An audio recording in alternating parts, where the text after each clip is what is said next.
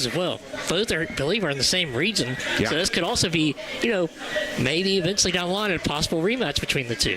No doubt. As a matter of fact, they both compete in Division 5, Region 19. West enters this game 7th in the OHSAA computer rankings, while Minford is 11th. Now, looking at some of the stat leaders, first for Minford, Jeffrey Pico on the season has 524 rushing yards and 7 touchdowns. He averages 9.9 yards a carry and 175 yards per game. Quarterback Peyton Cottle has thrown for 206 yards and 2 TDs. He's rushed for 191 yards and 3 touchdowns. Bryson McQuaid is one of his favorite targets. He has 7 receptions for 52 yards and a score. Troy Rhodes has 3 receptions for 59 yards and a touchdown. Rhodes, by the way, has some serious ups. He can really jump. Mason Book has 3 catches on the season, but he is a playmaker. He also averages 35 yards per punt return, and he ran one back for a TD earlier in the season.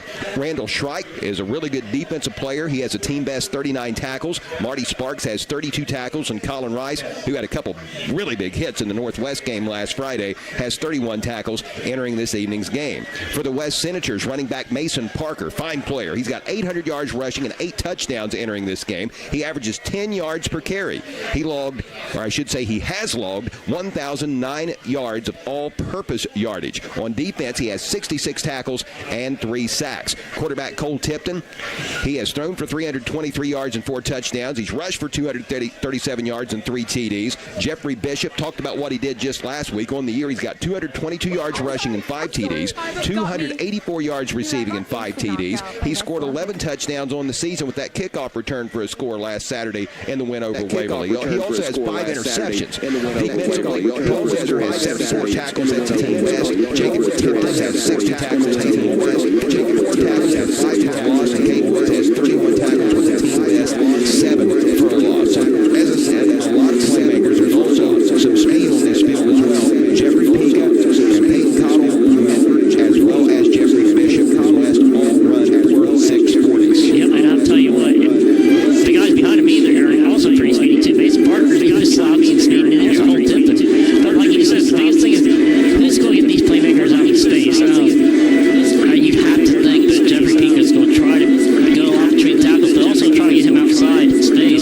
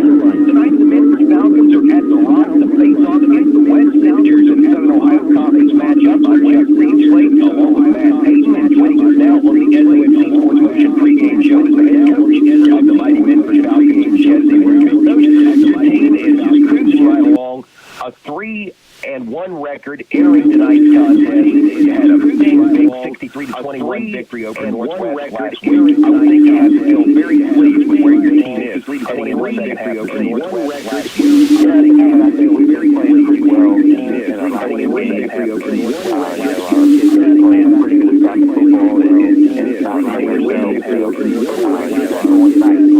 how heavily will you be relying on Jeffrey tonight?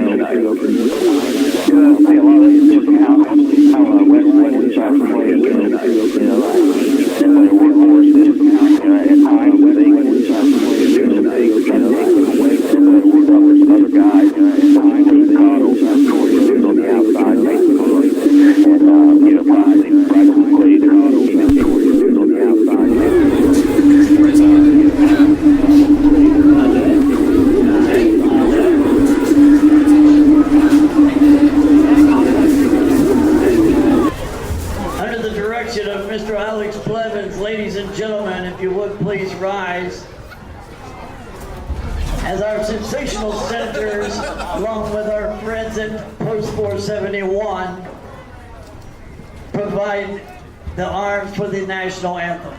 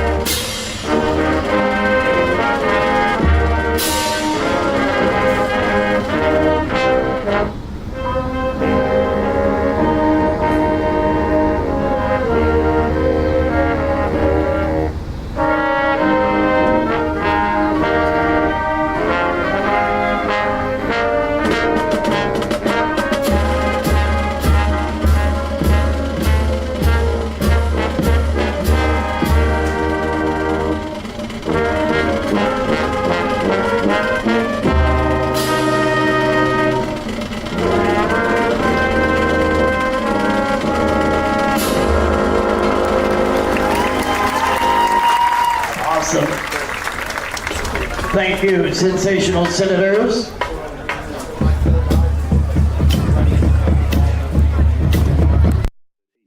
Champions at the moment until somebody knocks them off. And hopefully we can do that tonight, but it's going to come down to our kids stepping up and making plays and winning the little things, and hopefully we can do that. Coach, always a pleasure. Best of luck to you and your Minford Falcons this evening as you get set to take on the West Senators. Thank you, guys. All right, buddy. Thank you. That's Coach Jesse Ruby, and this is the SOMC Sports Motion pregame show on Mix 99.3. Why is Southern Ohio Medical Center Urology Associates the perfect choice for you? It starts with the expert care of board-certified urologist Dr. Stephen Willems, followed by a variety of procedures offered right in the office, which means no hospital stay and a quicker recovery. Along with general urology care, SOMC Urology Associates also offers the latest in advanced treatments for enlarged prostate, including urolift and aquablation, board-certified expertise, and the latest procedures in prostate care. SOMC Urology Associates is the perfect choice. Call us at 740-356-4URO today.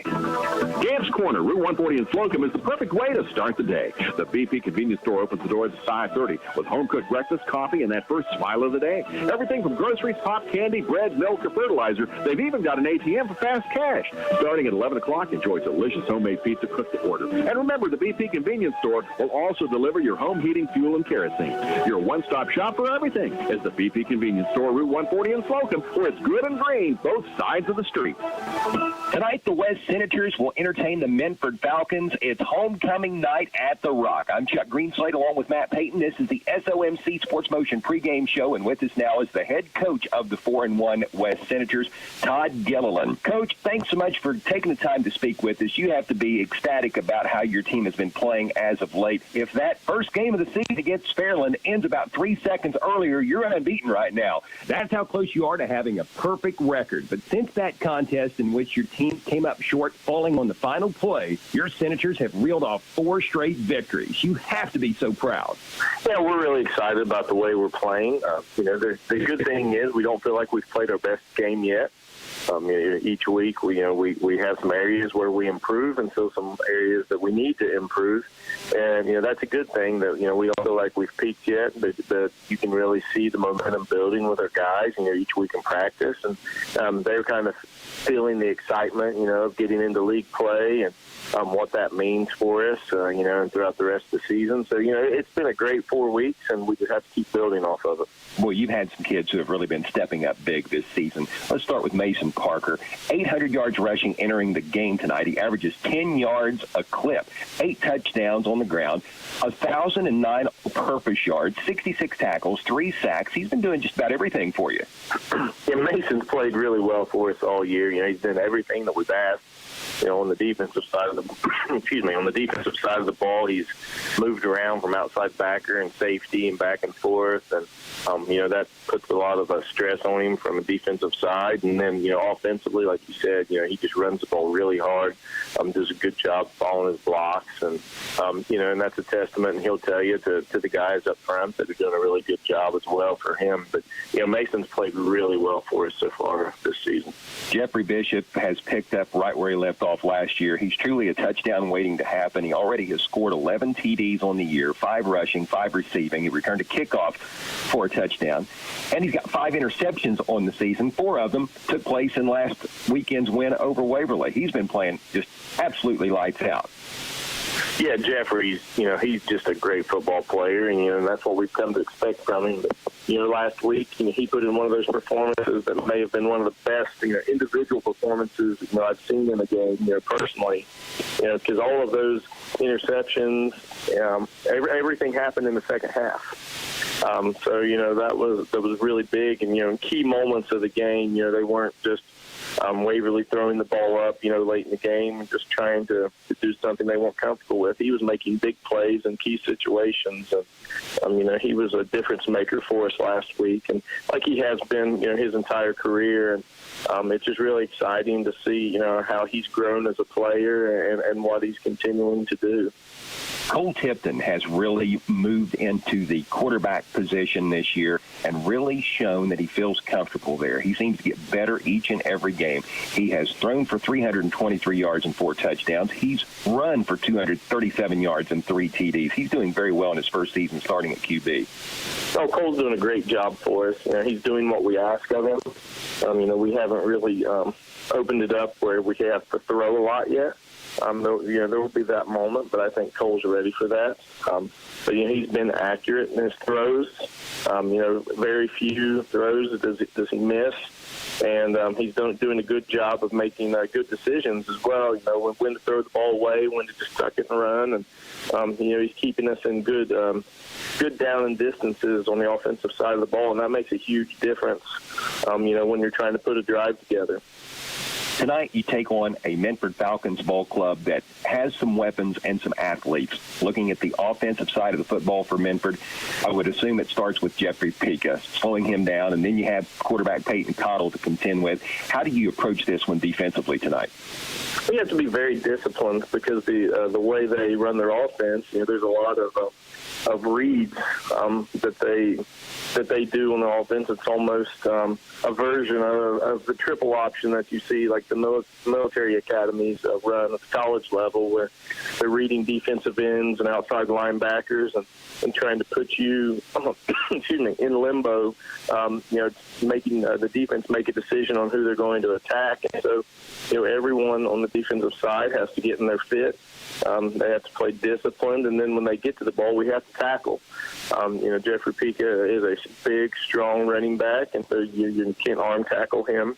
And at the same time, if Cottle keeps hitting, around the edge or even up through the middle, he's fast enough and elusive enough that, if we don't gang tackle him, he can take any play for a touchdown from anywhere on the field. So, they're a big challenge, from our defensive side. So we're really going to have to do those things really well. I can't help but think in a game tonight with players like your Jeffrey Bishop and their Mason Book that special teams might be a big factor. Bishop, as we talked about, returned a kickoff for a touchdown just last week at Waverly. Earlier in the year, Mason Book returned a punt for a TD. Yeah, special teams, we really think, once you get into the league, can play a major part. Just in field position in general, the shorter field you have, the higher percentage it is that you're going to score a touchdown. And so, on the defensive side, if we can pin them back deep, it makes it that much harder on them, to score. So, that field position will be huge tonight. He said, both teams have guys that, anytime they touch the ball, have the ability to take a punt or a kickoff back. So both teams are going to have to have good coverage, and special teams could end up being the difference in the game tonight. No doubt about it. Well, Coach, thank you so much for your time. Best of luck to you and your Senators this evening and throughout the remainder of the season. Thank you. All right, buddy. Thank you. That's Coach Todd Gilliland. Tonight, his Senators will host the Minford Falcons. This is the SOMC Sports Motion pregame show on Mix 99.3. Erilyn Lohr is a senior band member at Valley who is in the cybersecurity program at the Scioto County Career Technical Center. Erilyn is attending the Scioto County CTC to make herself more employable.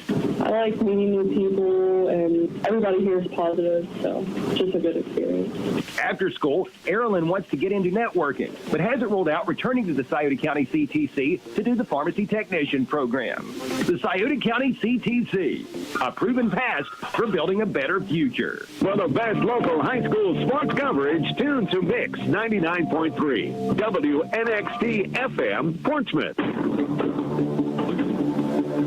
Tonight, the West Senators will entertain the mighty Minford Falcons in a Southern Ohio Conference Division II matchup. I'm Chuck Greenslade along with Matt Payton. It is a beautiful evening for football. It's time for our game time temperature presented by Coles Auto Sales at 16127 US 52 in West Portsmouth, literally just down the road from the Rock. While many car lots are struggling to stock their lots with quality used cars, Coles is blessed to have an incredible selection, plus Coles offers financing. Bad credit, no problem. All you need is proof of income and a down payment. If you're looking for a sharp used vehicle, give Coles a call at 740-357-6009. It is currently 74 degrees, but now get this, the sun is slated to set at 7:30. By the time we get to 8 o'clock, the temperature will dip down into the upper 60s. It's supposed to be 69 degrees at 8 p.m. So the next hour, weather-wise, it is going to be changing dramatically. A lot of T-shirts and shorts out there right now, but I would say by the end of this one, there's going to be a few folks out there with light jackets and some hoodies on, Matt. I think you're going to be exactly right. I'm kind of regretting my shorts and shorts. But I do have a jacket on, so I should be okay, but it's going to cool off. It's a great atmosphere for high school football. Really good crowd on hand. So many things going on here at West, with it being senior night as well as homecoming night. The senior night festivities have already taken place. The homecoming festivities will be at halftime, but it is busy. There are a lot of Senator faithful in attendance this evening. A lot of folks from Minford have made the trip over to the Rock for this one as well. You've been tuned in to the SOMC Sports Motion pregame show. The SOMC Orthopedic Associates are hosting their Saturday sports clinic. The clinic will be available for student athletes in the area during the fall sports season. An orthopedic specialist will be made available to evaluate each athlete between 9:30 and 11:30 a.m. No appointment is necessary, but it is requested that everyone arrives by 10:30. The SOMC Orthopedic Associates are located in Suite 102 of the Bronlin Building. For more information, call 740-356-1709. We'll take a 2-minute timeout and be back for tonight's opening kickoff between the West Senators and the Minford Falcons. This is high school football on Mix 99.3. You're listening to high school sports all season long on Hometown Radio of Portsmouth, presented by Collier Companies, Little's Septic Service, Little's Grease Trap Removal, Little's Excavating, and Mr. Ruder Plumbing, Gamp's John Deere and Convenience Store, Conley Trucking and Conley River Terminal, Portsmouth Block and Portsmouth Building Supply, People's Bank, the Real Estate Gallery, the Counseling Center, and Hunter Williams Insurance. This broadcast of high school sports is being presented in part by the Glockner family of dealerships, which include the Glockner GM Superstore in Portsmouth, Glockner Honda Toyota in Portsmouth, Glockner Chevrolet GMC and Buick in Ironton, Glockner Dodge Chrysler Jeep and Ram of Ashland, Glockner Ford in South Point, and Glockner Auto Credit, with 6 locations around the tri-state area: Portsmouth, South Point, Waverly, Jackson, Chillicothe, and Ashland. Shop online at Glockner.com. At Glockner, they make it easy. There are a lot of comfort control companies out there, but none like Donnie Martin Heating and Cooling. Family owned and operated with a genuine concern for the community and the environment. Let Donnie Martin Heating and Cooling make sure that your commercial or residential heat pump or furnace is operating properly and efficiently. Donnie Martin Heating and Cooling can service all makes and models. Phone 740-259-4512. That's 740-259-4512. Donnie Martin Heating and Cooling, proud supporters of local high school sports on local radio. Hi, I'm Nancy Hawk, the owner of Real Estate Gallery. I'm inviting you to contact any of our professional realtors for all of your real estate needs, or visit our website at realestategallery.com. Real Estate Gallery Incorporated, Portsmouth and Wheelersburg. Real Estate Gallery, we'll be there every step of the way. Real Estate Gallery. Tonight, the Minford Falcons are at the Rock to square off against the West Senators. We are just about set for the opening kickoff, which is presented by Harris Floor Covering at 610 9th Street in Portsmouth, as well as Harris Outdoors at 616 9th Street in Portsmouth. Harris Floor Covering is the area's leading floor covering contractor that has everything for all your floor covering needs. Give Stephen Harris a call at 740-353-7959 and visit Harris Outdoors for firearms and hunting equipment. The West Senators are going to be kicking the ball away to the Falcons. West is wearing its home orange jerseys with black numerals and black stripes, black helmets, black pants with an orange stripe down the side. The Minford Falcons are wearing their road white uniforms with red numerals trimmed in black, red pants, and dark gray helmets with a white and red stripes down the center. Red face mask with an M in red trimmed in white on the side. Here is the approach by the Senators' Jack Holbrook. It's a nice boot that's going to be fielded just inside the 10-yard line by the Falcons. On the return for Minford is Bryson McQuaid. He sidesteps one tackler, gets out across the 20, and is brought down just shy of the 25-yard line by Cole Windsor, West's leading tackler entering this game. That was tackle number 75 on the season, entering this 6th game of the 2023 campaign. So a 16-yard run back by Minford's Bryson McQuaid, and decent starting field position for the Falcons to get this first offensive possession underway tonight. Just getting this one started, we are at the Rock at Portsmouth West High School. West hosting the Minford Falcons, each team with just one loss entering tonight's affair. Peyton Cotto in the pistol formation. He's got 4 receivers, 2 each way. Jeffrey Pica is the lone back behind him, and Pica's going to take the handoff. He squirts out to near the 30-yard line. He was hit around the 27. When it comes to yards after contact, this guy is the king of it. It takes more than a couple hits to bring him down, and he always, Matt, seems to fall forward to get that extra yard or 2. He picks up 5 on his first carry. Seems to always fall forward. That looked like it was going to be like a 2-yard game, but because of that last little leap, he finally got a little bit extra into it. Good tackle there. I think it was 53 and 26. That's Carson Carver, as well as Jacob Tipton. Ball on the right hash mark, and we've got movement early. It was 2nd down and 5 at the 30-yard line for Minford, and it looks like a false start on the Falcons, so Minford will relinquish the 5 yards they just gained on the first down, and it will be 2nd down and 10 coming up for Coach Jesse Ruby's ball club. That's one of those penalties. You just got a great 5-yard. Your playbook's more open in the 2nd and 5. Now you're back to 1st and 10. So our 2nd and 10, it kind of ruins a little bit of momentum early. Yeah. Took away all that hard work that Pica just did to get that 5 yards on the first play from scrimmage. So this moves the ball back to the 25-yard line. Again, it is 2nd down and 10. 3 receivers to the left side of the formation for Coach Jesse Ruby's Falcons. 1 receiver split out wide to the right. That's Bryson McQuaid. Cotto in the pistol. Pica behind him. Long snap count by the sophomore QB, awaiting the snap, still barking out the signals. He'll take the snap now, and it's Pica again. Same play as before. This time he runs into a wall of Senator defenders and maybe gets about a yard, but that will be all. A nice defensive effort by the entire West defensive line.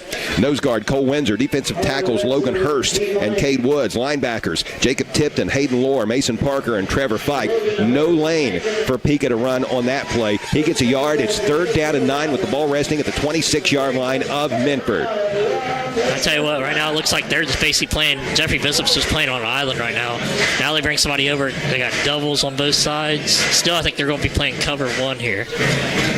Almost daring Peyton Cottle to throw. He might look to the air here on 3rd down and 9. 4 wide receivers, 2 each direction. Cottle does want to throw. Steps up in the pocket, leans into it, looking down the far sideline, intended for J.D. Mattis, just overthrown. Incomplete. Mattis got a hand on it but couldn't bring it in. Wes Cole Tipton was on the coverage, and it is 4th down and 9. And barring some crazy play here on 4th down, it looks like a 3 and out for the West defense to get tonight's SOC Division II matchup underway. And it all started, you got a great 5 yards, but penalties drop back to where it's longer yardage.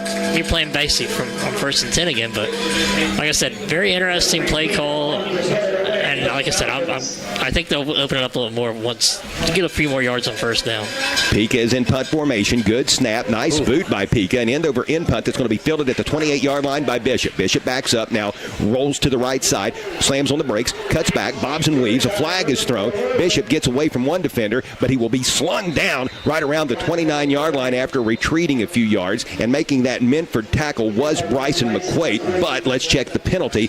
2 flags are resting at the 36-yard line of the West Senators. One can't help but think this is on West. Well, I believe you're absolutely right on this one. A hold or an illegal block in the back. No indication yet from the officials who are talking it over. 9:56 left to play in the opening quarter here at the Rock. Scoreless between West and Minford. It's an illegal block in the back on the Senators. So what was going to be decent starting field position for West will not be quite as good now. This is going to be, it looks like 10 yards from the 29-yard line. That'll back West up to around the 19, I do believe. And that is where the ball will be put down, and that's where this West Senator drive will begin. West's first offensive possession of the game. Goose eggs on the scoreboard. We just saw Minford go 3 and out on the first offensive series of the game, and now the West offense will take to the field for the first time this evening. With the ball on the left hash mark, Cole Tipton, first-year senior quarterback, is in the pistol formation. He's got Mason Parker to his right. Parker's going to take the handoff, and he's got some room on the right side. He's hit around the 23-yard line, bounces off that tackle, and stumbles forward for an extra yard or so out to the 24-yard line. Gain of 5 on 1st down to bring up 2nd down and 5 for the West Senators. Nice carry by Mason Parker, number 5 for the Falcons on the tackle. And making that stop is Colin Rice, 6 foot, 190 pounds, a senior. He had some killer hits in the win over Northwest last Friday night. He had 2 in the first 2 minutes of the second half against the Mohawks that were just phenomenal. He was the Monroe's Framing collision, big hitter of the game. Here's Parker again on 2nd down and 5. He's got some room off right tackle, bounces away, takes the ball out across the 30-yard line, and he gives us our initial first down of the game, carrying the ball out to the 33-yard line. That's a pickup of 9, moving the chains for the West Senators. Coming up on the 9-minute mark here in the opening stanza at the Rock. Beautiful evening that is only going to get cooler as nightfall sets in. What's amazing is seeing the shadows from behind us on Raven Rock, looking like just on Kentucky side, you see it starting to creep closer and closer. It's just a really beautiful and scenic setting to watch a football game. Here is Tipton out of the pistol. Play action, fakes to Parker, now swings it to Bishop, left side, makes a reception at the 35-yard line, takes it out across the 40, stiff arms the would-be Minford tackler before going out of bounds at the 44-yard line, and that is another West first down, a gain of 11 on that pass play, first pass of the evening for the Senators. So back-to-back first downs for Coach Todd Gilliland's defending Southern Ohio Conference Division II champions. And that's going to be that's an interesting one because he's wide open. You don't want to leave Jeffrey Bishop open anywhere. That's for sure. I formation behind Tipton, and the give goes to the fullback. This is Hayden Lohr, and he's going to grind out maybe a half yard, maybe. We're going to see where they spot it. Boy, he didn't get much. Nice job by the Minford defense. They're going to say no gain. And the Minford defensive line doing a nice job. Logan Twynham, Owen Blaine, Jeremiah Smith, Wesley Zimmerman, the defensive lineman, Randall Shrike, Marty Sparks, J.D. Mattis, the linebacker. Shrike leading the charge on that tackle. It's 2nd down and 10 after no no gain. Pistol formation again with the back to each side of Tipton. He gives to the left halfback. This is Bishop. He's got some room right side. Bishop with another first down into Minford territory. Cuts it back at the 40, and it's going to be taken out of bounds around the 39-yard line. That's going to be another Senator first down. They're actually going to spot him right at the 40. That's where they say his foot first went out of bounds on the far sideline. That goes for a pickup of 16 yards and a fresh set of downs for the West Senators, who on their opening offensive possession of the game are marching right down the field as this drive started at their own 19. I tell you what, that's so now I've seen Mason Book basically is the one shadowing Jeffrey Bishop. So wherever you see Book, that's where you'll probably see Bishop. I formation with the wing and a tight end to the left. Now the tight end switches over to the right side of the formation. The wing moves over as an H-back behind a left guard. The give goes to Parker. Makes one tackler miss. Spins. Breaks it outside. Inside the 30. Inside the 20. 15, 10. And shoved out of bounds at the 7-yard line, where it will be first and goal for the Senators after Mason Parker rips off a gain of 33 yards to advance the football into the Quality Heating and Air red zone. Quality Heating and Air can be found on Route 52 in Sugar Grove, just down the road from the Rock. What a great run by Mason Parker. Great run by Parker. He got it outside, and that was a good seal by the left tackle. I think that's Jack Geyer over there. Parker was hit right around the line of scrimmage and then bounced off that tackle and spun away. And once he got the edge, he had room to run. I formation again for the Senators. Jacob Tipton is the H-back. Lohr is the fullback. The give is to the deep back. This is Parker, and he is in right up the gut. A 7-yard touchdown, and the West Senators strike first to make it 6-0 with 7:31 left to play in quarter number 1. A nice drive, 81 yards on that offensive series for the West Senators. There has been a change on the scoreboard. Changes happen quick, especially when you get your tires changed at Bob and Floyd's on Chillicothe Street in Portsmouth. On to try the point after for the Senators will be senior Jack Holbrook, 5'9", 175 pounds. Tipton, the quarterback, is the holder. The snap, the spot, and the kick, all good. And it is 7-0. The West Senators over the Minford Falcons. This is high school football. We're back in 60 seconds on Mix 99.3. Combine over 75 years of experience and over a quarter of a century's reputation for expert transmission repair and specialized attention for your transmission. You're talking Suburban Transmission. At Suburban Transmission, you can go with confidence in taking your transmission troubles to them for professional service. Suburban Transmission guarantees all of their rebuilt transmission work, putting you back on the road safe and satisfied. Suburban Transmission of Sciotaville, phone 776-2331. Their reputation in your vehicle rides on every job they do. Whatever maintenance or repair you need on your vehicle, the friendly professionals at Shoemaker Sunoco have got you covered. Located at State Route 139, Minford. People in the Minford area depend on James Shoemaker to keep their vehicles running in top condition. Shoemaker Sunoco offers tune-ups, brake service, computerized four-wheel alignment, and routine oil changes and lube jobs. You can also fill up with that good Sunoco gasoline. When it comes to the care of your vehicle, come to the service center that cares. Shoemaker Sunoco, Route 139, Minford. With 7:31 to play in the first quarter, the West Senators lead the visiting Minford Falcons 7-0. Here's the kickoff by Jack Holbrook. It is going to be squibbed back to the 11-yard line, where it is picked up by Bryson McCrate. He sprints toward the far sideline, has some room over there, takes the ball out beyond the 30-yard line, out across the 35 to near the 40. A nice run back as this ball is going to be spotted. Let's see. The officials have yet to place it down. They're walking it back a little bit. They're going to finally mark it at the 38-yard line. So that is a 27-yard return. The most positive play of the night thus far for the Minford Falcons, but we're really just getting started. 7:22 left to play in the first quarter. It's 7-0. The West Senators lead. We'll take a look at the Senators scoring drive after this first down play by Minford. The Falcons have three receivers to the right, one split wide to the left, ball on the left hash mark, pistol formation, Cottle play action to Pika. He flares it out to J.D. Mattis right side, tries to make one defender miss and is unable to do so. That's Jeffrey Bishop, and he doesn't miss that often. He is able to push Mattis out of bounds shy of the 40-yard line. That's going to go for a pickup of 1. It will be 2nd down and 9 at the Minford 39-yard line. Let's check the scoring drive, which is a service of Nancy Hawk at the Real Estate Gallery, Wheelersburg and Portsmouth. For all of your real estate needs, call 574-9902 or log on to realestategallery.com. Chuck, that was 7-play, 81-yard drive. About 3 minutes came off the clock. It was a touchdown run by Mason Parker from 7 yards out. Extra point was good. 7-0 Senators. So we move from the left left hash mark to the right hash mark. Pika was lined up as the tailback behind Cottle, who was in the pistol formation. Pika glides over to the left side of the formation, so it gives a quad look for the Falcons. 4 receivers over there. Peyton Cottle takes the snap, rolls to his left, a design quarterback run, and he's unable to find a whole lot. He gets a loss, actually. He got pushed out of bounds at the original line of scrimmage, so they're going to mark this at the 38. So -1 on that carry. It's 3rd down and 10.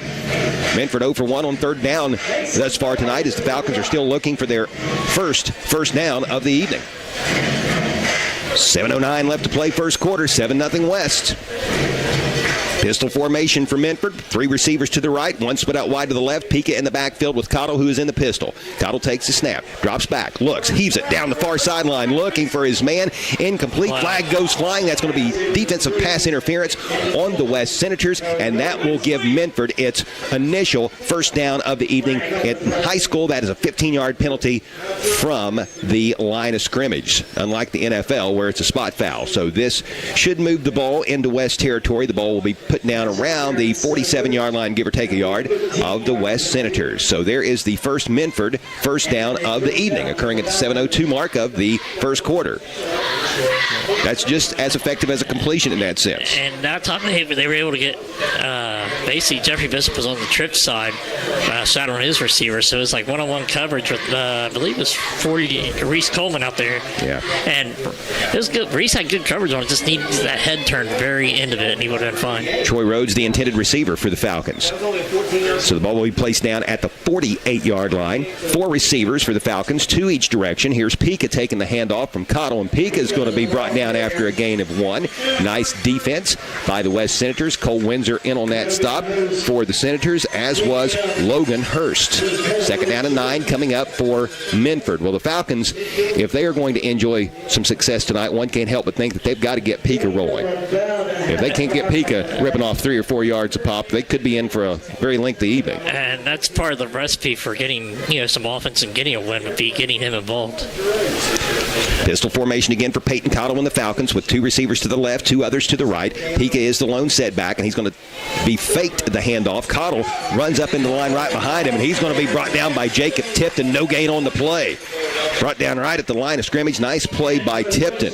He actually lost a yard. He's a 6'1", 190-pound senior. Yeah, they're going to shove him back to the 48-yard line, the original line of scrimmage. So -1 on the play. It's 3rd down and 10. Falcons did convert a 3rd down just a few moments ago, a little earlier in this drive. Minford is 1 for 2 on 3rd downs so far this evening. Clock dips under 6 seconds to play in the opening quarter here at the Rock, where the West Senators have a 7-0 lead over the visiting Minford Falcons. Cottle in the pistol with Pika to his left, 2 receivers each direction. Long snap count by Cottle. Takes a snap, drops back, started to step up in the pocket, then thought better of it. Now he bounces it outside. He's going to be hit around the 45-yard line and driven out of bounds by Hayden Lohr, well shy of the first down.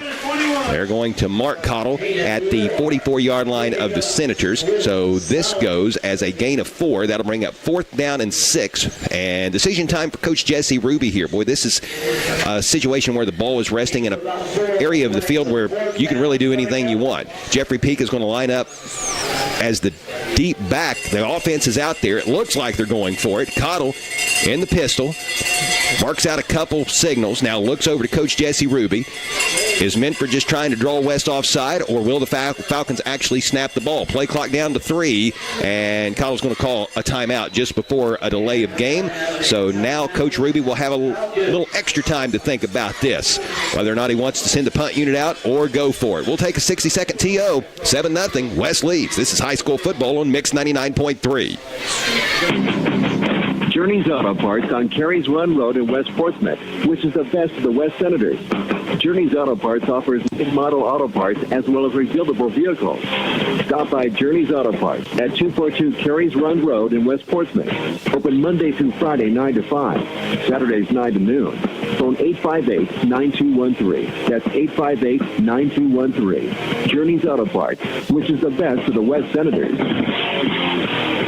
Call Bell's Body Shop, 1808 Beekman Avenue, West Portsmouth, for all your auto body repair. Bell's Body Shop has been operating since 1969, and they've not only learned the best way to handle your repair, but they've learned how to treat their customers with personal, courteous service. When it comes to auto repair, Bell's Body Shop can do it all, including framework, and they give free insurance estimates. Bell's professional help is only a phone call away. 740-858-2324. Bell's Body Shop, West Portsmouth. 4th down and 6 for the Minford Falcons at the 44-yard line of West. During the timeout, Minford has opted to punt. Pika will boot it away. It'll be fielded on the bounce by Pika around the 12-yard, by Bishop rather, taking the punt from Pika around the 12-yard line. Bishop heads toward the right side and is hit over there on the far sideline. Knocked out of bounds around the 27-yard line. We'll wait to get the official spot. Bishop took a pretty good hit over there, but it will be West football. The Senators lead 7-0 with 5:25 remaining in the first quarter at the Rock at Portsmouth West High School. The 27-yard line is where this drive will begin. 15 yards on that run back by Jeffrey Bishop. And boy, it didn't look like it, but he runs a 4.640. He got there in a hurry across the 25-yard line. Yeah, he got there in a hurry. Now he caught that thing on the one hop bounce and just took off. Pretty good punt by Pika.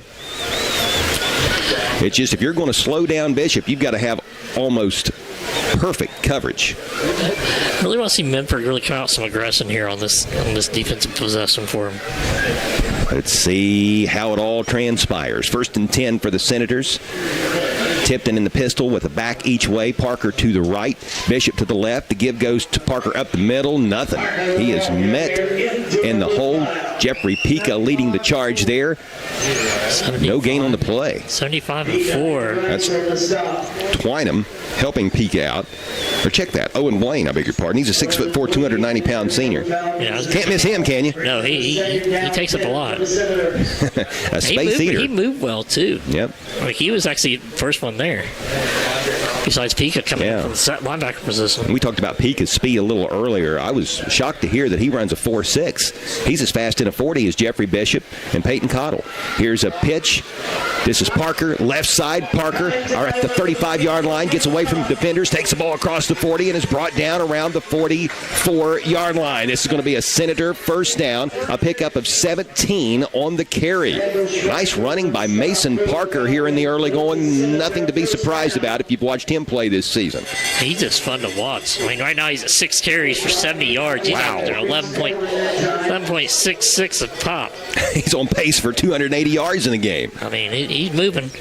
And a big thing I've seen, look at the receivers blocking downfield. He actually ran into a receiver on that run. One receiver to the right side of the formation. Hayden Lohr the wing to the right. 2 backs in the backfield to each side of Tipton. That looked like a busted play. Tipton's going to pull it down, call his own number, and boy, what a wise decision that was. He was looking around like somebody was supposed to be coming to his left who never got there, so he quickly realized that he needs to just lower his shoulder and get what he can, and he does a nice job taking the football into Minford territory before being brought down at the 49-yard line of the Falcons. That's good for a 7-yard pickup. When you can have a botch play and gain 7 yards, you know things are going your way, and you've got to give a tip of the cap to the line there. Definitely, and he had a right guard and the H-back pulling that side. It just looks like, I think the back and Bishop and Parker both went to the right. So yeah, Tipton had the wherewithal to go where the hole was supposed to be, even though it wasn't supposed to be him having the ball. He's in trouble here on second down, and he's going to be sacked. A flag comes in. Tipton was sacked back inside the 40-yard line of West, but did a Minford defender grab the face mask in the process? Maddox, 12-7 were one back there. Personal foul, face mask, Minford. Yeah, oh man, that's a heartbreaker for the Falcons. They had made a big defensive play there to sack Tipton back at the 39-yard line, but then that face mask is going to give a lot of those yards back. And maybe then some. So that went as a loss of 12, but after the 15-yard face mask penalty is assessed, it's going to be a first down. I mean, literally right on the line of scrimmage to get for the first down, I believe. They actually... Oh, they moved it from... they marked that from the line of scrimmage, not from where the face mask took place. Oh, okay. I don't know if that's correct or not, but that's how it was done. So when it's all said and done with, the ball's going to be placed down at the 34-yard line, where it is 1st and 10 for the West Senators. Paging Dave Stamp. Hey, maybe there's some simple math. The king of officials. Here is Mason Parker on the give. He's hit low, but spins forward and gets down near the 30-yard line. Making that stop for the Minford Falcons was Randall Shrike, a 5'9", 200-pound senior, and he did a nice job getting low, but was unable to wrap his arms around Mason Parker, and Parker somewhat made him pay for it as he spins around and gets an extra yard or so. They're going to spot the ball at the 31-yard line, so that's good for a gain of 4. It brings up 2nd down and 6. A long 6. Long 6, short 7. 2 receivers to the right, and 1 is Bishop. Parker in the backfield along with Tipton in the pistol. Parker takes the handoff right up the gut. He carries the football down inside the 30-yard line to the 27, and that's going to go for a gain of 4. It will bring up 3rd down and 3 for the Senators, who lead 7-0 over the visiting Minford Falcons with just under 2.5 minutes to play on a moving first quarter clock at the Rock. Sun beginning to set. As we talked about earlier, Matt, this is such a beautiful setting for a high school football game. You've got the hills of Kentucky in the background. You've got the beautiful Shriners building over here to one side of the field. The new turf at West, now just in its 2nd year. And even if you're on the visitor side, you got Raven Hills behind us. Yeah, absolutely. Good stuff to look at no matter where you're sitting. Here's Parker, right side, cuts it back to the inside and takes the ball down to the 20-yard line. Gain of 7 on the play.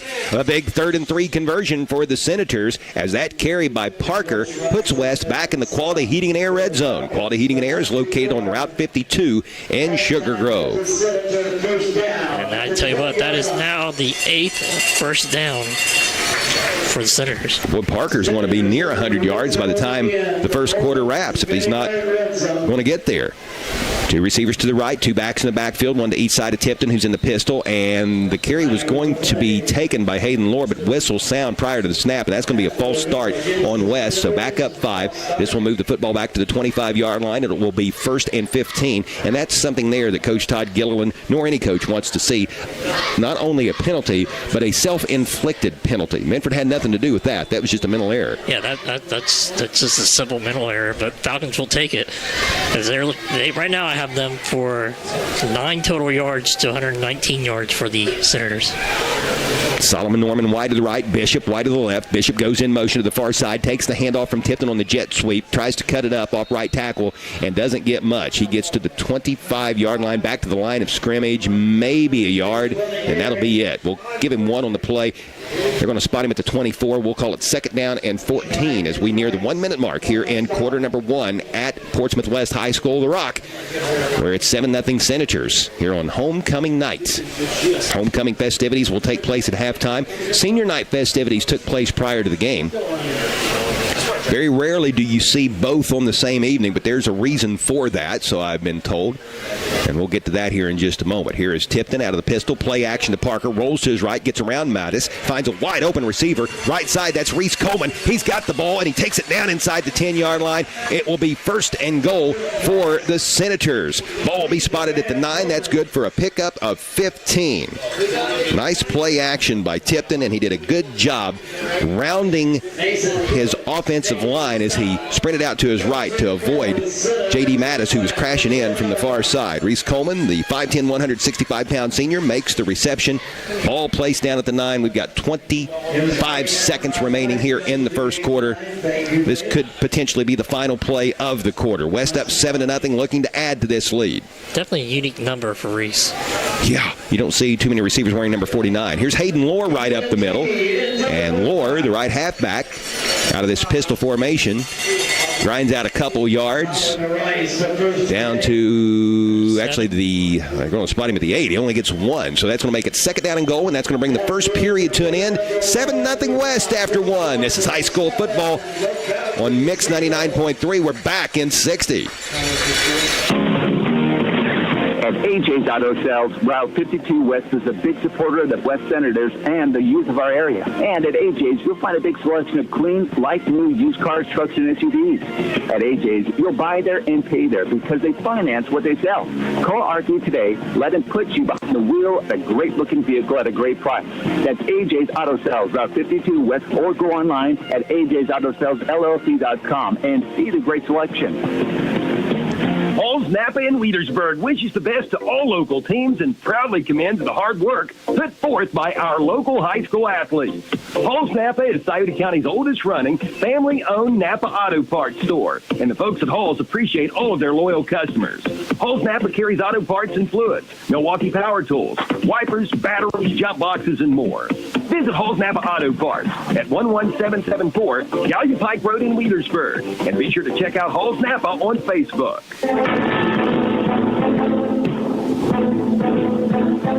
To the second quarter we go at the Rock, where the West Senators have a 7-0 lead over Minford. West is knocking on the door once again. It will be second down and goal for West with the ball resting at the 8-yard line. Checking some scores from other games, the Valley Indians have a 7-0 lead over the Northwest Mohawks at the end of the first quarter. Piketon leads Unioto 8-7. Eastern has a 7-0 lead over East. Jackson and Washington Courthouse are tied at 7. Fairland leads the Gallia Academy 6-0. Ironton is up on Chesapeake 20-0 in the second quarter. Here it's 7-0. West in front. I mentioned earlier that West is having senior night on the same night as homecoming.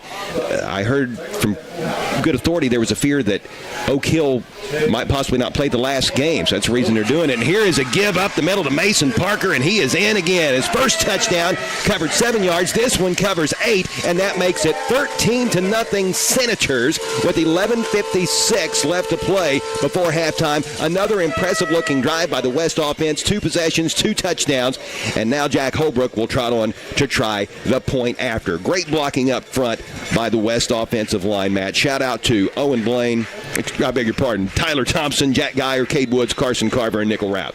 I tell you what, they are moving bodies, that's for sure. He didn't get touched till right about the goal line. Here's Holbrook's point after. It is up, and it is through, and it is 14-0. The West Senators. This is high school football on Mix 99.3. We're back in 60. Since 1937, the McKinley Funeral Home has been there for families in a most stressing time of need. They've been there with their comfort and understanding, and the McKinley Funeral Home will continue to serve area families with a commitment even deeper than before. Call the McKinley Funeral Home and talk with their friendly, knowledgeable staff, always willing to go that extra step in making sure you're well pleased. That's the McKinley Funeral Home, located on U.S. Route 23 in Lucasville. Phone 740-259-2481. The plumbers at Mr. Reuter Plumbing are the most recognized professionals in the world because of their commitment to amazing service and fantastic results. Mr. Reuter Plumbing provides 24-hour service and is paid by the job, providing upfront pricing with never an overtime charge. Mr. Reuter is licensed and insured throughout the tri-state and offers a 2-year guarantee on material and labor. When you need a reliable plumber, call Mr. Reuter Plumbing in Leadersburg. From major problems to little issues, contact Mr. Reuter Plumbing. 14-0, the West Senators lead the visiting Minford Falcons. Jack Holbrook has the ball teed up and is getting set to boot it away. Both of his extra points have been good in this contest. Both of his kickoffs have gone inside the 20-yard line. Here is his approach. The right-handed kicker puts the boot to it. This one will be fielded at the 7-yard line by Mason Book. First return he's had tonight. He brings it right up the center. He's got some room. Book across the 30, across the 40, and brought down just shy of the 45-yard line by Trevor Fike and Hayden Lohr. Nice run back by Mason Book, who has already returned a punt for a touchdown this season. So he's going to set Minford up with pretty good field position. They're going to spot this at the 44-yard line, Matt. That's a 37-yard return to get this drive underway for the Falcons, who need something good to happen. They need something because, like I said, that first quarter they finished with 9 total yards, and 8 of them came on the ground. First down and 10 for the Falcons as this drive gets underway. 4 receivers, 2 each side.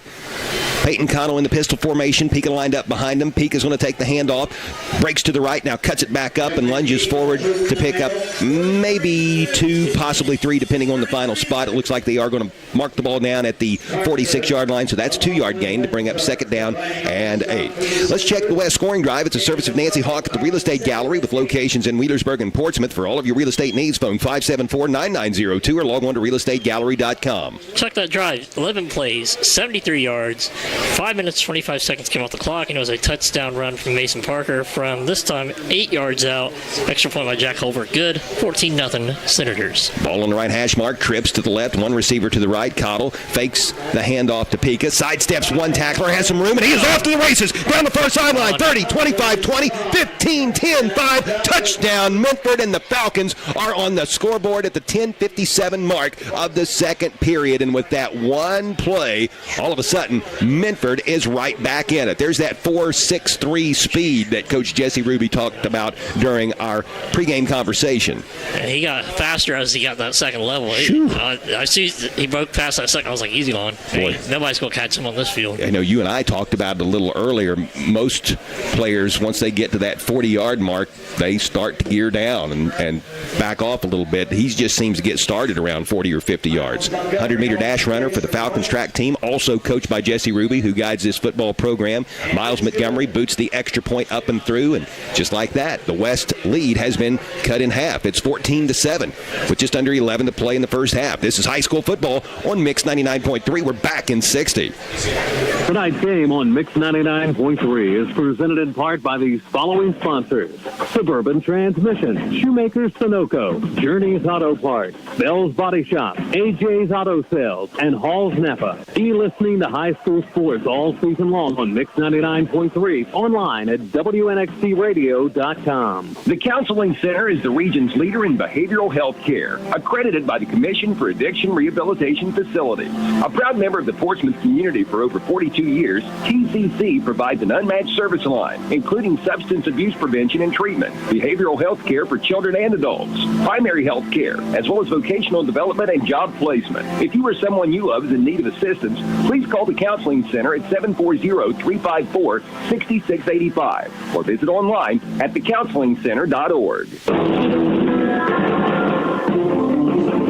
There's been a change in the score. Changes happen quick, especially when you get your tires changed at Bob and Floyd's on Chillicothe Street in Portsmouth. Minford has gotten on the scoreboard, but the West Senators still have a touchdown lead. 14-7 is the score with 10:57 remaining in the second quarter of play at the Rock. I'm Chuck Greenslade along with Matt Payton. Glad that you're tuning in tonight, whether it be on Mix 99.3 or on WNXTradio.com for those of you who might be listening online or watching the stream, as this is the Appalachian Marketing Media video stream game of the week. Here is Miles Montgomery's approach. This is a little squibber/onside kick that's going to be fielded off the turf around the 41-yard line. Nice job by the West player over there to get the ball as it was bouncing oddly toward him and then fall upon it. That is Jacob Tipton, and this football will be spotted right at the 40-yard line, and that's where this Senator drive will begin with 10:55 left to play before halftime. Let's check the scoring drive from Minford. It's a service of Nancy Hawk at the Real Estate Gallery with locations in Wheelersburg and Portsmouth.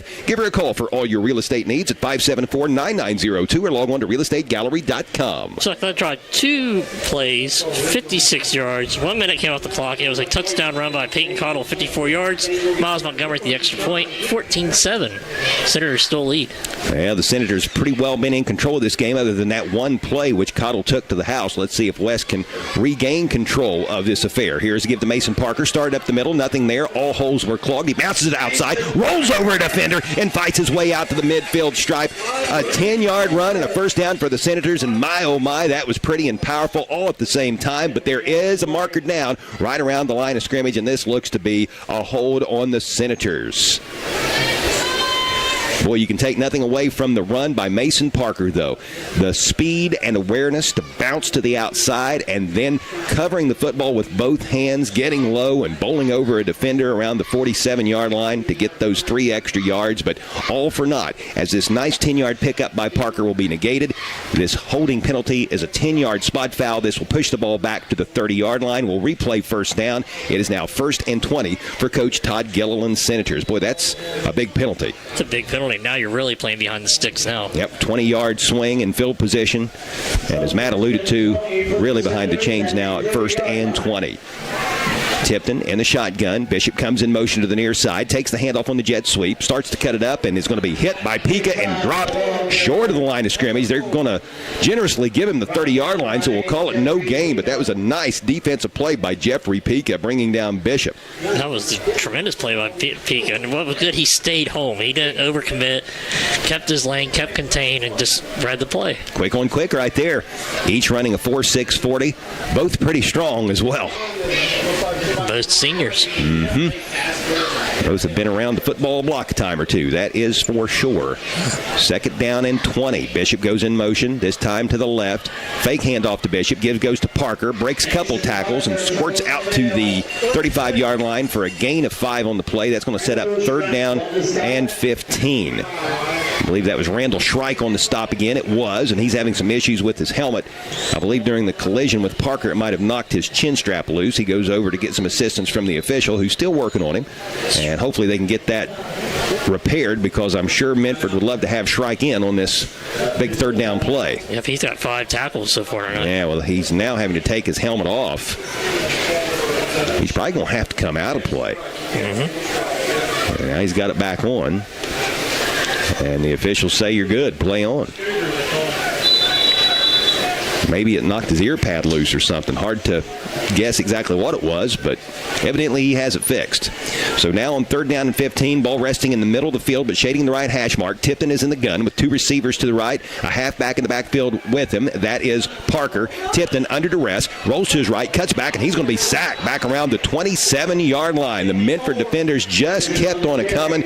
Getting there first was Seth Smith, and also back there was Brady Haas. Seth Smith is a 5'7", 225-pound junior, and Haas is a 6', 160-pound senior. So it's going to be fourth down and long for the West Senators, and this is the first West offensive possession that has not resulted in a touchdown. The Senators will line up to punt for the first time this evening. They lead 14-7 over the visiting Minford Falcons. Clock rolling with 8:40 left to play in the second quarter. The snap is a little high, but Parker goes up, gets it, boots it away. It's kind of a low but sidewinding kick, takes a wicked bounce, fielded off the hop at the 26-yard line by Parker. Big block on the far side. I think we've got our... Oh, they're going to call that illegal. They're going to call that illegal. Blindside block, I guess they're going to call that. Yeah, number 6. He brought the thunder. He brought the thunder. Man. I guess that is illegal in 2023, but dude, in 1995, that's making you a legend right there. Everybody's coming over and hugging you and high-fiving you. That's in the film room. They're going nuts. Oh, my. I get a couple of replays in the film room. So personal foul on the crackback block. Who returned that? Was that on Book? The Minford? It was Mason Book. Okay. Phew. Well, that was our block of the game, our hit of the game. That was everything until the penalty, so I guess we can't award what is a personal foul, but that's one of those that it's hard to get too upset about if you're a coach or a fan. There was nothing malicious, but it is something that they being the officials and rule makers, are trying to take out of the game just for the safety of the players. So when it's all said and done with, this is going to push the ball back to the 20-yard line. About a 15-yard difference in field position. It's 1st and 10 for the Minford Falcons, trailing by a touchdown with 8:25 to go before halftime. Here's the fake to Pika. Cottle, room, right side. He went for a touchdown last time he had the ball. Nice little pony kick there, Walter Payton style, around the 40-yard line, and then he takes the ball into Senator territory before being brought down at the 48-yard line. That is a 32-yard pickup. And Chuck, make a note of number 54 right there, because he was about 30 yards downfield, 25 yards downfield, making blocks. That's Seth Smith. He just had that big sack a few plays ago. But that little stanky leg there by Peyton Cottle, Walter Payton style. Some good stuff right there. Give up the middle, not a lot. Yard, maybe 2. I believe that was Pika, the ball carrier, was it not? I believe so. Gain of 1. Second down and 9. Ball resting at the 47-yard line. Clock rolling. Just under 8 minutes to go in the first half. 14-7. The Senators have not trailed in this game. They led 14-0. Minford's offense had been somewhat dormant up until the last drive when Cottle broke free on a lengthy touchdown. And now all of a sudden, the momentum has seemingly shifted to the Falcon sideline. Let's see if West can get it back. Here's Pika up the middle, banging hard up in between the tackles and fighting his way inside the 45-yard line to the 44. That's going to go for 3, and that'll bring up a big 3rd down and 6 for the Minford Falcons. This is big both ways. It's just as big for the West defense to try and get a stop here as it is for the Minford offense to move the chains. I tell you what, this is one of those, like, you're finally seeing Minford's line get a push, because that first quarter, there wasn't much of a push going on by their line, but now they're really getting some feet. They're pushing their guys about 2 yards back, and that's creating a lot of good running lanes for Cottle and Pika. Trips to the left, one receiver to the right. Cottle awaits the snap. He's in the pistol with Pika behind him. Pika takes the handoff, jumps over a couple of players who had fallen, but he's going to be brought down shy of the first down. He'll be tackled at the 41-yard line. It's going to be 4th down and almost a full 3 yards for the Falcons. This is a big decision for Coach Jesse Ruby. I think you go for it right here. You've got momentum. Your line's getting pushed on them, and I think it's one of those things you want to trust your line and give them a chance to step up.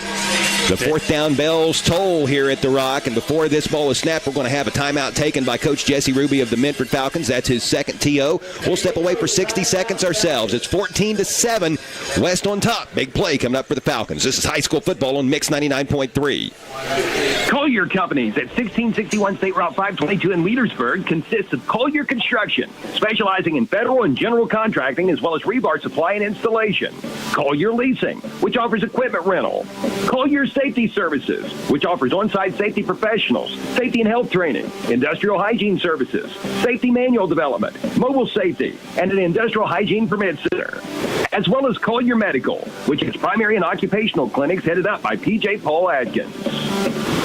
Be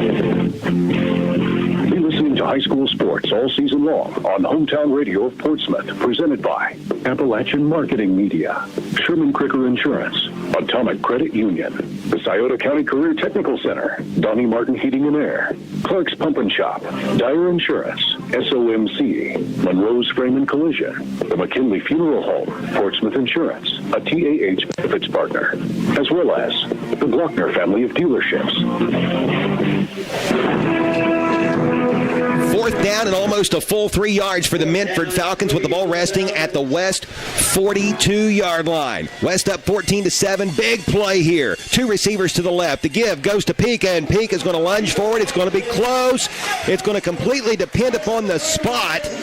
And gauging from where that ball is being marked, I don't know. Man, this is going to be so close.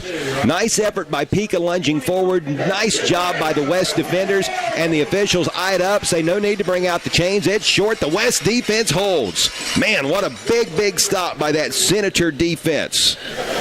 Cole Windsor, Logan Hurst, Cade Woods on the line. Linebackers Jacob Tipton, Hayden Lohr, Mason Parker, and Trevor Fike. The secondary consisting of Jeffrey Bishop, Reese Coleman, Cole Tipton, and Solomon Norman. They come up big there, stopping Minford on 4th down and almost a full 3. The Falcons, who seemingly had something going momentum-wise, turn it over on downs, and now West takes over possession up by a touchdown, 14-7 with 6:18 left to play before halftime. Here's Parker up the middle. Parker's going to be hit around the 40, but he falls forward and gets that extra yard out to the 41, maybe the 42-yard line. What a nice job by Parker there, falling forward. If you're almost 6 feet tall, if you can just fall forward, that's an extra 2 yards after contact every single time. For every single time.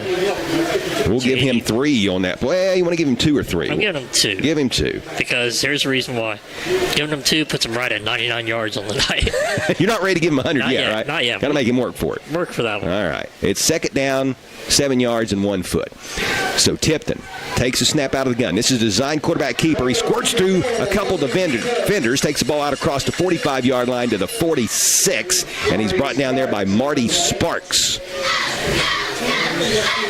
Nice little 4-yard gain there by Tipton. That's going to bring up 3rd down and 3 for the Senators. 5:20 left on a rolling second quarter clock here at the Rock. West up by a touchdown. 14-7 is the score. West led 14-0 at one time in this game. Power I formation. Check out this. First time we've seen it tonight. The pitch goes to the deep back. This is Parker. Student body right. He follows his blockers into Minford territory before going out of bounds at the 48-yard line. Nothing fancy. That's old school right there, but it's good enough for a first down. Gain of 6 on the play. Power I, Matt. Power I. That's some old school football right there. Tell you what, that's a first down, and it's now over 100 yards. He's at 13 carries, 105 yards on the night. Gotta love that power eye. You've got the 5 guys up front blocking for you on the interior line, the tight end, and then you have a couple of fullbacks essentially leading the way for the deep back. Great short yardage formation, old school style. Here's the give to Parker. He's got room right side again. Stiff arm at the tail end of that play to push the defender back. He takes the ball inside the 40-yard line before going out of bounds at the 38. That's a 10-yard pickup or close to. I think I'll give it to him. I'd say it's pretty much first down. It's either a first down or second and about an inch. The officials say move those chains. 10-yard gain by Mason Parker. He might be working on 200 before this night is through. He's having himself quite a first half. First downs right now are 12-2, West versus Minford. Another big thing you want to keep an eye on is how many total plays have been run. Flag goes flying. Encroachment on the Minford defense. So the Falcons give West a free 5 there. That'll move the football down to the 33-yard line. It'll be first down and 5 for the Senators. Now, Coach Todd Gilliland has the option of really opening up the playbook here, but 3 yards in a cloud of dust is working out pretty well. Yeah. 24 plays to 15 right now. Wow. Quite a disparity. Bishop split out wide to the right. Jacob Tipton, the H-back, started as a wing, slid over. Give goes to Lohr. Helmet came off. That's Lohr's helmet. Yeah, the ball carrier. But he's right back up. He's fine. He's got himself a gain of 4 on the play to bring up second down and 1. Nice run by Hayden Lohr. Good blocking up front by the Senators. Second down and a long one coming up for Coach Todd Gilliland's crew. I heard his father right next to us yell pretty loud, ready to run. His dad actually helped me hang our hometown broadcasting banner a little earlier. Thank you, Jason. Yeah. Second down and 1 coming up for the West Senators. 2 receivers and a wing to the left. Parker in the backfield with Tipton, who's in the pistol. Parker's going to take the handoff. Goes in between 2 defenders, down to the 19-yard line. And boy, it looked for a moment like he was possibly going to break that one. Colin Rice made the stop. Colin Rice a little shaken up at the tail end of that play, favoring his right shoulder, holding it up there in the clavicle collarbone area. I hope that's not an issue, but a nice pickup by Mason Parker to put the Senators back in the quality heating and air red zone. It's 1st and 10 at the 19 going in. Parker's averaging 8.33 yards per carry. Just under 4 minutes left on a moving second quarter clock at the Rock. West is up 14-7, perhaps driving for more. Solomon Norman split out wide to the left. Trevor Fike is the tight end to the right. Here's Bishop, the right halfback. He's going to take the handoff, trying to turn the corner left side. Now cuts it back inside the 15-yard line, spins and takes a big hit over there, but is able to get the ball down around the 13-yard line for a gain of 6 or so, depending on the final spot. Nice run by Bishop. Patience, waiting for the blocks to set up, and finally he planted that left foot hard and got upfield. Nice spin move at the end to get a few extra yards. Second down and a short 4 coming up. Actually, they're going to spot this at the 12, so let's give him 7 not to slide him. That puts Bishop to 24 yards on 4 carries. Bishop entering this game having scored 11 touchdowns, 5 receiving, 5 rushing. He returned a kickoff for a TD last week in the win over Waverly, a game in which he had 4 interceptions on defense. Here's Parker to carry, bounces it out left side, inside to 10, inside to 5, and for the 3rd time tonight, Mason Parker makes a house call. Touchdown, Senators. That makes it 20-7 West with 3:01 remaining in the first half. Boy, how big was that 4th and 3 stop by the West defense? Looking back on it now, that's a huge stop. Minford turning the ball over on downs around the 40-yard line of the Senators. I like the call, though. But yes, credit West stepping up there and getting a stop. The extra point by Jack Holbrook. Up and through. 21-7, your new score. We're back in 60 seconds on Mix 99.3. On the Esplanade Laser Center and Medical Spa in Portsmouth knows that looking better makes you feel better. The players aren't the only ones who want to look good under the Friday night lights, and On the Esplanade can help you look your absolute best.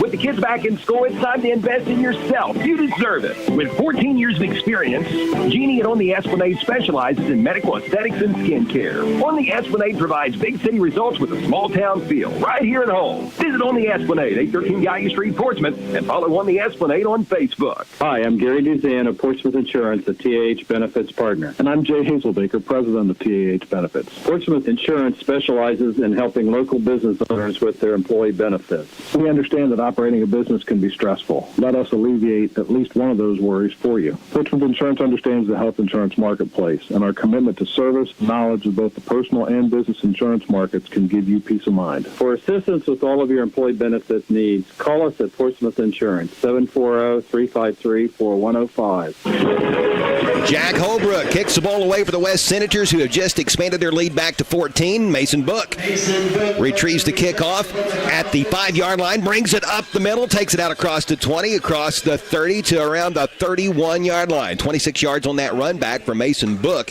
and the Minford Falcons. The kickoff returns have been a positive for the Minford Falcons tonight, but on the scoreboard, it is all Senators right now. Changes happen quick. There has been a change in the score. Changes really happen quick when you get your tires changed at Bob and Floyd's on Chillicothe Street in Portsmouth. That scoring drive by the West Senators was a 8-play, 60-yard drive, 3:23 came off the clock. It was a touchdown run again by Mason Parker from 12 yards out. Jack Holbrook providing the extra point.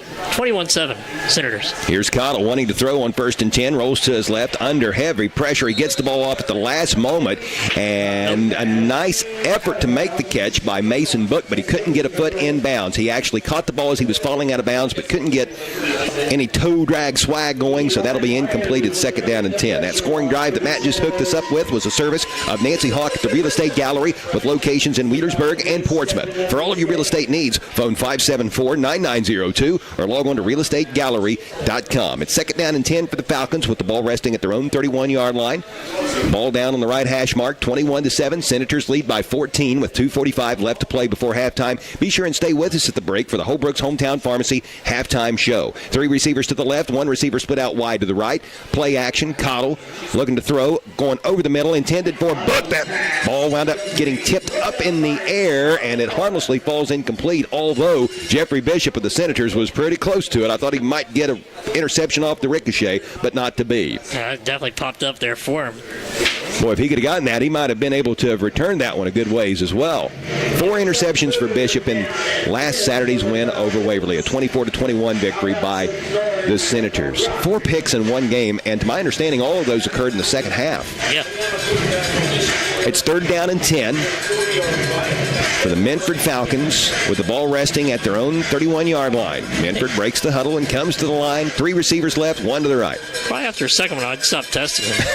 Play action. Cottle stepping up, in trouble. Gets away from the first wave of defenders, but he is able to get the ball out to the 35-yard line. However, he's going to be well shy of a first down. Needed to get 10. He winds up with about 5 as they're going to spot him at the 36-yard line. 4th down and 5 for Minford. And Coach Todd Gilliland of West is going to burn a timeout to give his offensive unit more time as they are poised to get the ball back, are the Senators. A timeout with 2:33 left before halftime. 21-7, West leads over visiting Minford. We're back in 30 seconds on Mix 99.3. Hi, this is Gabby from People's Bank. I'm here to tell you about People's Bank's new CD special. It is so good, you need to stop by any People's Bank location today and ask your banker to tell you more. Or visit pebo.com. This special will not last long. You must open your account by September 7th. People's Bank. Working together, building success.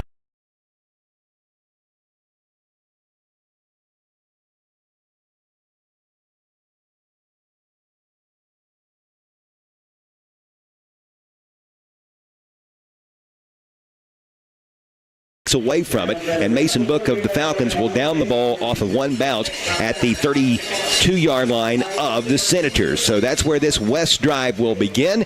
Senators leading 21-7 at the 2:25 mark of quarter number 2. 32-yard punt there by Pika. Again, we remind you to stay with us at halftime for the Holbrook's Hometown Pharmacy Halftime Show. We'll check scores from other games from around the area. Plus, we'll take a look at our first half stats, including the Barrett Murphy Insurance Agency turnover report.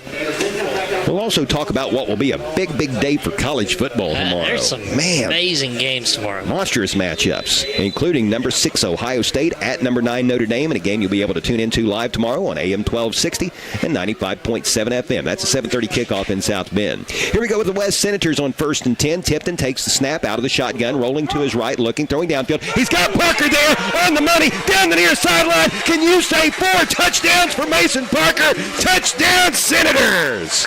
Wow. 68 yards. Maybe he didn't need those timeouts. Oh, we have a penalty maybe. Oh, is it coming back as there is a penalty down on the far side of the field, resting in between the hash marks and the numbers. The officials talking it over. Pump the brakes, drop the anchor, pull the parachute. What do we have? An ineligible receiver downfield on the Senators. Oh, boy. That is going to negate such a fine play made by Cole Tipton and Mason Parker.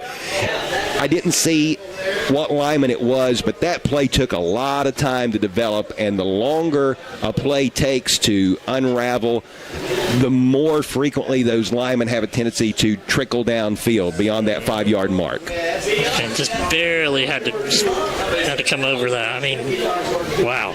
So take 6 points off the board and tack on 5 yards for the penalty. It'll be 1st and 15 for the Senators with the ball now resting at West's own 27-yard line.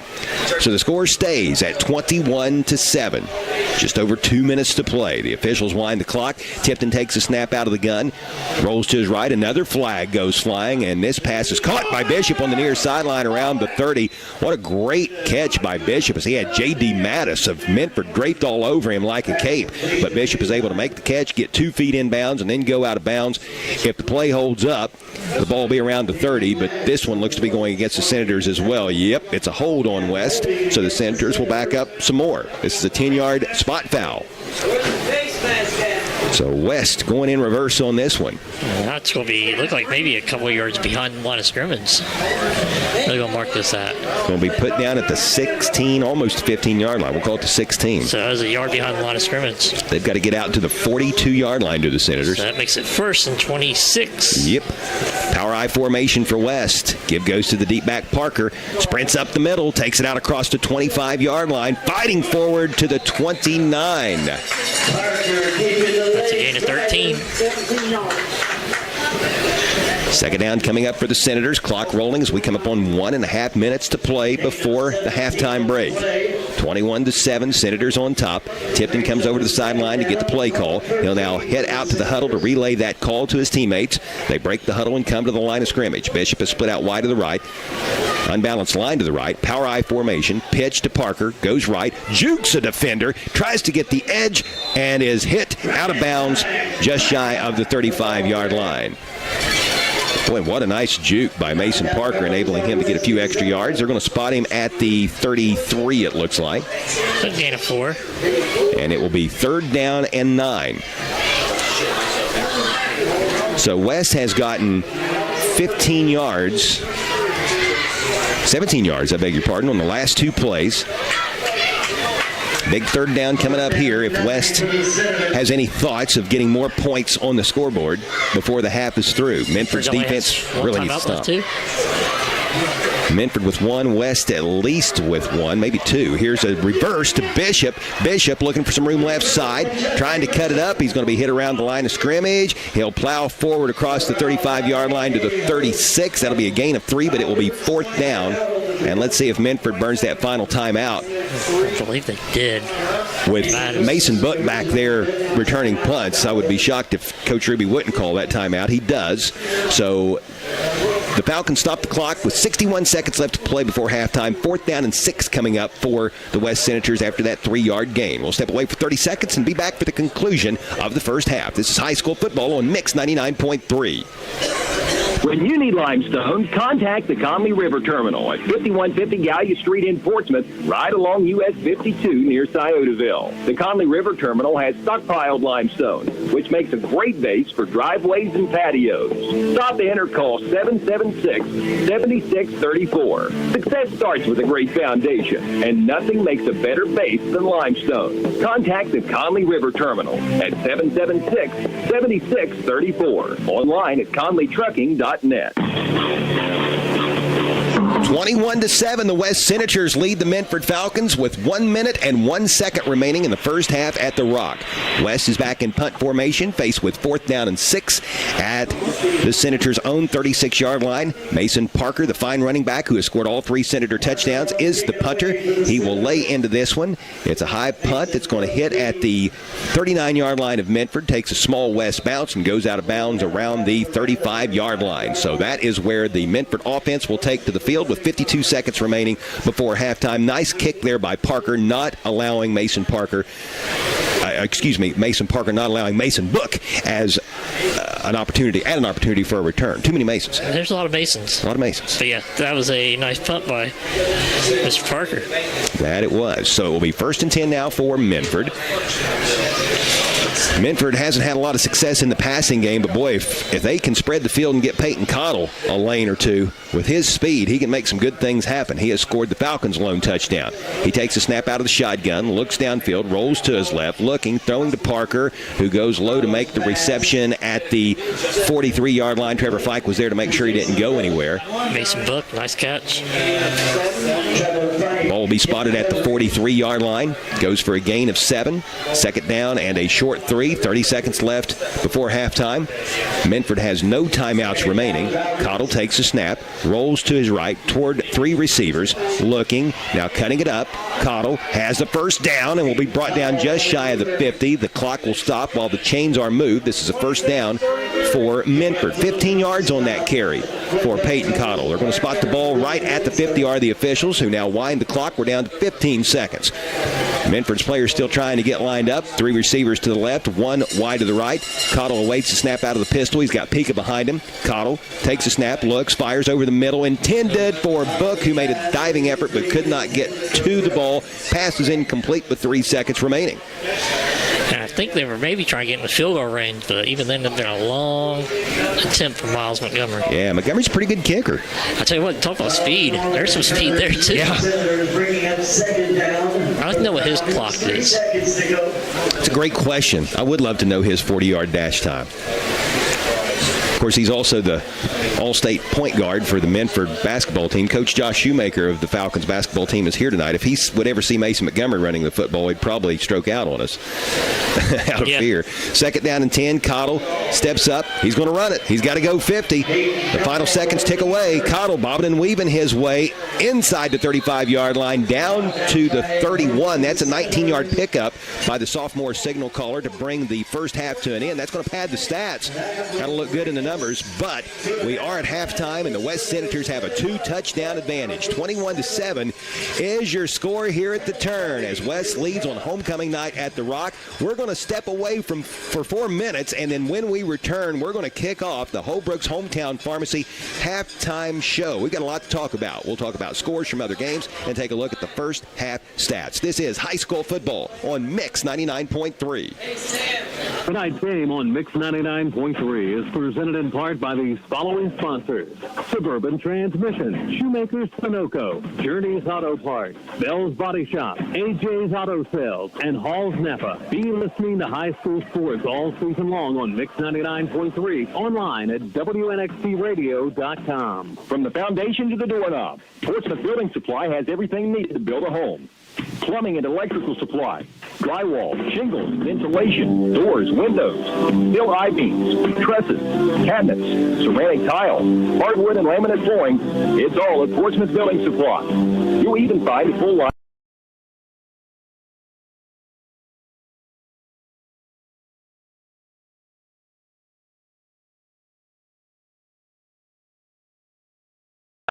Jesse Stewart Bridge to Greenup Dam. Kick off your day with breakfast from Clark's Cafe. where you can enjoy full breakfast. We're talking sausage, bacon, fried bologna, toast, biscuits, hash browns, eggs made to order, and much more. Clark's Pump and Shop in Lloyd has Champs Brand Chicken and Hangar 54 Pizza, as well as hand-dipped ice cream and drive-through service. Visit Clark's Pump and Shop in Lloyd near the Jesse Stewart Bridge. Clark's Pump and Shop. Return, refresh, refuel. For the best local high school sports coverage, tune to Mix 99.3, WNXT FM, Portsmouth. Penn Station East Coast Subs is a proud supporter of local high school sports and is always as fresh as the next play. With taste, quality, and generous portions, there's absolutely nothing quite like the Philly cheesesteak, the club, the room chicken teriyaki, or the Italian. With great service and a friendly smile, Penn Station invites you in for lunch, dinner, or after the game and movie. And when you need a quality and healthy taste fit, it's Penn Station East Coast Subs. Your first stop on the left into the viaduct, where at Penn Station, it's all about good taste. Harris Floor Covering, located at 610 9th Street, Portsmouth, is the area's leading floor covering contractor. Harris Floor Covering has everything for your home or business, including resilient tile, sheet flooring, quarry tile, ceramic tile, outdoor floors, industrial floors, carpet, acoustic ceiling, underlayment, and more. Call Stephen Harris at 740-353-7959 or 740-352-9212. Harris Floor Covering, proud supporters of the youth of the area. Before you buy insurance, there are two things you should know. You can buy your policy from a one-company agent who works directly for one insurance company. His choice of policies is limited, and so is yours. Or you can buy from an independent insurance agent who represents several companies. In our area, look for the big I at your independent insurance agency. Stop by the Hunter Williams Agency, the Sherman Cricker Insurance Agency, or the Dyer Insurance Agency. Why is Southern Ohio Medical Center Urology Associates the perfect choice for you? It starts with the expert care of board-certified urologist Dr. Stephen Willems, followed by a variety of procedures offered right in the office, which means no hospital stay and a quicker recovery. Along with general urology care, SOMC Urology Associates also offers the latest and advanced treatments for enlarged prostate, including UroLift and aquablation, board-certified expertise in the latest procedures in prostate care. SOMC Urology Associates is the perfect choice. Call us at 740-356-4URO today. Don't spend thousands of dollars on marketing that doesn't work. Appalachian Marketing Media can grow your business with targeted marketing strategies, tactics, and resources that actually do work, so you can get more clients and have peace of mind. Appalachian Marketing Media offers do-it-yourself packages where clients get a step-by-step social media plan with a one-time fee starting at $150, which includes customized social media graphics. And Appalachian Marketing Media offers social media management starting at $5.15 per month. Contact Appalachian Marketing Media on Facebook and learn more on their website. At halftime, the West Senators lead the Minford Falcons 21-7. I'm Chuck Greenslade along with Matt Payton, welcoming you to the Holbrook's Hometown Pharmacy Halftime Show. Being local folks themselves, Brandon Holbrook and his staff are proud supporters of local high school sports. The good people at Holbrook's Pharmacy will see to it that you won't have to wait long while your prescription is filled. They'll take the time to get to know you, explain your medication, and answer any questions which you may have. Holbrook's offers convenient drive-through service. They're open from 9 a.m. until 6:30 Monday through Friday and 9 to 1 on Saturdays. Visit Brandon Holbrook and his staff at Holbrook's Hometown Pharmacy, located at 37C Lucasville, Minford Road in Lucasville. Again, 21-7 is our halftime score as the West Senators have a 2-touchdown lead over Minford here at the turn. Checking scores from other games around the area. Harvest Prep leads Wheelersburg 20-3. Portsmouth and Colgrove are scoreless. Valley has a 7-6 halftime lead at Northwest. Waverly is all over Oak Hill 50-7. In Sciotoville, Eastern Pike currently enjoys a 21-6 lead over the East High Tartans. Sims Valley is up on Green 26-7. Fairland has a 21-7 halftime lead over the Gallia Academy. Ironton is up on Chesapeake 41-0. Unioto leads Piketon by a touchdown. 21-14 is the score. The Jackson Ironmen lead Washington Courthouse 27-14, and Ashland has a 20-0 lead over Greenup County. Again, 21-7 is our halftime score. West in front of Minford. What a big day for college football tomorrow, Matt. Number 6 Ohio State will play at 9th-ranked Notre Dame. You can hear that contest on Fox Sportsmouth AM 1260 and 95.7 FM tomorrow. Coverage begins at 6 leading up to the 7:30 kickoff in South Bend. Anytime the Buckeyes are playing in front of Touchdown Jesus, that is a big deal, dude. It is a huge deal, and I tell you what, this is going to be a heck of a battle tomorrow. I think tomorrow we may see a very interesting defense defensive game. We'll see if Jim Knowles earns his paycheck tomorrow. That's going to be a heck of a battle between two really good defensive teams. Tomorrow in Nashville, the Kentucky Wildcats will visit the Vanderbilt Commodores. That's a noon kickoff. Huntington will be hopping tomorrow as Virginia Tech, the Hokies from the ACC, will be in town to take on the Marshall Thundering Herd. That's a noon kickoff at Jones C. Edwards Stadium. West grad Ryan Sissel will be dressing tomorrow for that game. What an awesome experience that will be for him. You know that atmosphere is going to be incredible there in Huntington. Definitely going to be a heck of an atmosphere for Hokie Nation as it comes to town. But I tell you what, Marshall's got a great game day atmosphere nowadays. I look forward to a good ball game between those two. Hey, Marshall has a program that went to Notre Dame and won last year, so don't count them out. I saw Marshall a few years back defeat Purdue. So there have been teams from a Power 5 conference roll into Huntington and walk away very disappointed in years past. Let's see if the Herd can do it tomorrow against Va Tech. The OU Bobcats, speaking of taking down Power 5 schools, they took down the Iowa State Cyclones last week out of the Big 12. Ohio University will visit Bowling Green tomorrow for action out of the MAC, the Mid-American Conference. That kicks off at 3:30. Miami of Ohio, which took down the UC Bearcats last weekend, another MAC school beating a team from a Power 5 conference with UC now in the Big 12. Miami of Ohio will host Delaware State tomorrow at 3:30. The 16th-ranked Oklahoma Sooners roll into the Queen City tomorrow to take on UC. That'll be a noon kickoff. And the West Virginia Mountaineers will host Texas Tech tomorrow at 3:30. Now, those are games involving most regional schools, but check out all these other matchups that involve top 25 teams going up against one another. Everybody has to know what primetime is doing. Neon Deion Sanders and his 19th-ranked Colorado Buffs. They're at number 10 Oregon tomorrow at 3:30. I tell you what, tomorrow might be the coming of the ages. We'll see how primetime really does. And they're going to be without, I believe, Travis Hunter for at least next couple of weeks. And that's going to be interesting. And Oregon's real deal. The Buffs and the Ducks. Number 22 UCLA will play at number 11 Utah tomorrow. That's a 3:30 kickoff. Also at 3:30, 15th-ranked Ole Miss will be in Tuscaloosa to take on the 13th-ranked Alabama Crimson Tide. Number 14 Oregon State will play at number 21 Washington State at 7. And at 7:30 tomorrow evening, 7th-ranked Penn State will host number 24 Iowa. Could this be the year Nick Saban loses 2 home games? Oh. And let alone back-to-back and to former assistants. The last time they lost 2 home games, I believe, in a season was 2007. Wow. That was quite a few, and that was Nick's first year. It might just be. It might just be.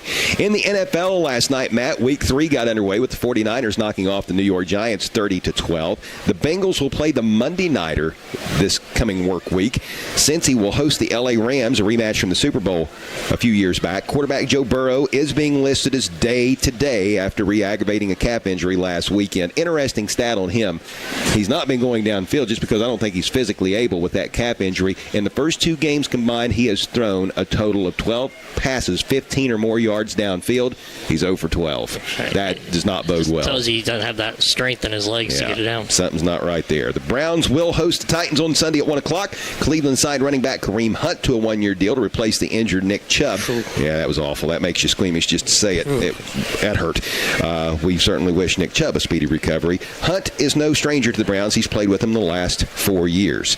The Reds are hosting the Pirates this weekend. That's a big series for Cincinnati's playoff push. To start today, the Reds were a half game out in the National League wild card race. Right now in the 5th inning, the Pirates lead Cincinnati 2-1. Not over with yet, though. Still 4 innings to play, only 1 run, but the Reds got to win. They got to start getting hot if they're going to do anything. Shout out to Kristen Bradshaw. The Shawnee State University softball team has a new head coach. It is Kristen Bradshaw. She played high school softball at Northwest and college softball at Wright State. She most recently served as the varsity softball coach at Portsmouth High School. Wish her well. Nearby Portsmouth Raceway Park, just down the road here from West High School, will have its season finale tomorrow. It will be Meet the Drivers Night, presented by On the Esplanade Laser Center and Medical Spa. On the card will be late models, modifieds, limited lates, and sport mods. Gates will open at 4. Racing will begin at approximately 7:30. And the NASCAR Cup Series races at Texas Motor Speedway Sunday at 3:30. There's something for you this weekend. There's something for you this week. I mean, you're going to be at your home away from home tomorrow. I am. PRP tomorrow, recording the Buckeyes and Notre Dame game, daring anybody to tell me anything about it. So if you're hearing this, don't tell me anything about it. Or you could be ornery and say, do tell Chuck and blow up his phone. I mean, and you let him want know. to be that guy. You want to be that guy. Yeah. But It's be a good game tomorrow. Yeah. I look forward to seeing what happens between the Buckeyes and the Fighting Irish. You're going to be busy tomorrow, too, down at Spartan Municipal Stadium as the Notre Dame Titans will host the newest member of the SOC1 South Gallia. For folks who don't know, you're an assistant on the Notre Dame staff. Yeah, it's to be an interesting ball game. A lot of playoff points on the line. And what's funny is I talked to Paul Boggs from Portsmouth Daily Times, and he was like, he's a big Notre Dame guy. And he's like, I'm hoping for a Notre Dame 2-0 weekend. I'm like, well, I'm hoping for a 1-1 weekend. I'm hoping for the local Notre Dame for a 1-1 weekend. If the Irish win, so be it. But you're hoping for the Titans, right? Yeah, I hope for the Titans. The other one, Here at the Rock right now, it's 21-7, West leading Minford at halftime. We're going to step away for 4 minutes, and when we return, we'll take a look at the first half stats. This is the Holbrook's Hometown Pharmacy halftime show on Mix 99.3. Be listening to high school sports all season long on Hometown Radio of Portsmouth, presented by Collier Companies, Little's Septic Service, Little's Grease Trap Removal, Little's Excavating, and Mr. Rudy Plumbing, Gamp's John Deere and Convenience Store, Conley Trucking and Conley River Terminal, Portsmouth Block and Portsmouth Building Supply, People's Bank, the Real Estate Gallery, the Counseling Center, and Hunter Williams Insurance. Gamp's Corner, Route 140 in Slocum, is the perfect way to start the day. The BP convenience opens the doors at 5:30 with home-cooked breakfast, coffee, and that first smile of the day. Everything from groceries, pop candy, bread, milk, or fertilizer. We've even got an ATM for fast cash. Starting at 11 o'clock, enjoy delicious homemade pizza cooked to order. And remember, the BP convenience store will also deliver your home heating, fuel, and kerosene. Your one-stop shop for everything is the BP convenience store, Route 140 in Slocum, where it's good and green both sides of the street. Your tire store shouldn't remind you of a three-ring circus. So head to a dealer who's serious about quality. Michelin offers the most fuel-efficient line of tires on the road and provides exceptional, long-lasting performance. BF Goodrich tires are built for drivers looking for high performance and aggressive styling. Forget the circus. See the tire experts. See Bob and Floyd's Tire Sales at the corner of routes 23 South at 52 West on Chillicothe Street, Portsmouth. Category testing based on SAE J1269 hauling resistance industry practice. Hi, I'm Jay Hash with Hope Source.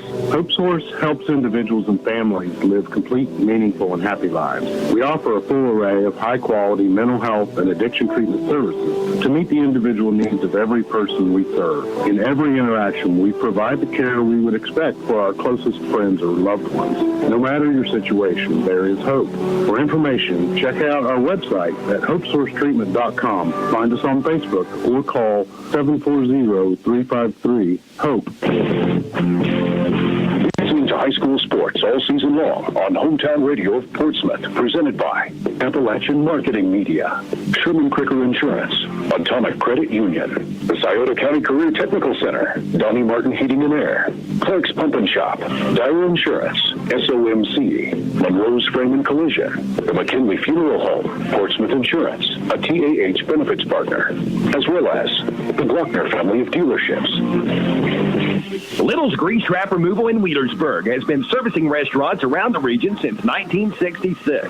Little's crew is equipped with a 4,000-gallon vacuum truck and a portable grease system for hard-to-access traps, allowing Little's professional technicians to get in and out quickly with minimal impact on your business. After your grease trap is pumped, Little's properly disposes of the waste and provides you with official documentation. Little's offers 24-hour service 7 days a week. For major problems to little issues, contact Little's Grease Trap Removal. SOMC Sports Motion is a premier sports medicine program offering a unique multidisciplinary approach to your health issues. At SOMC Sports Motion, they offer a scientific approach to the full continuum of care from prevention and performance improvement all the way through an injury, treatment, and rehabilitation. Their physicians and providers are actively involved in sports coverage in the community. Their sideline and team physician responsibilities include several area high schools. They stand out by tailoring their program to each school, team, individual athlete, or weekend warrior. For more info, call 740-356-7526. To the 10, to the 5. Quality heating and air.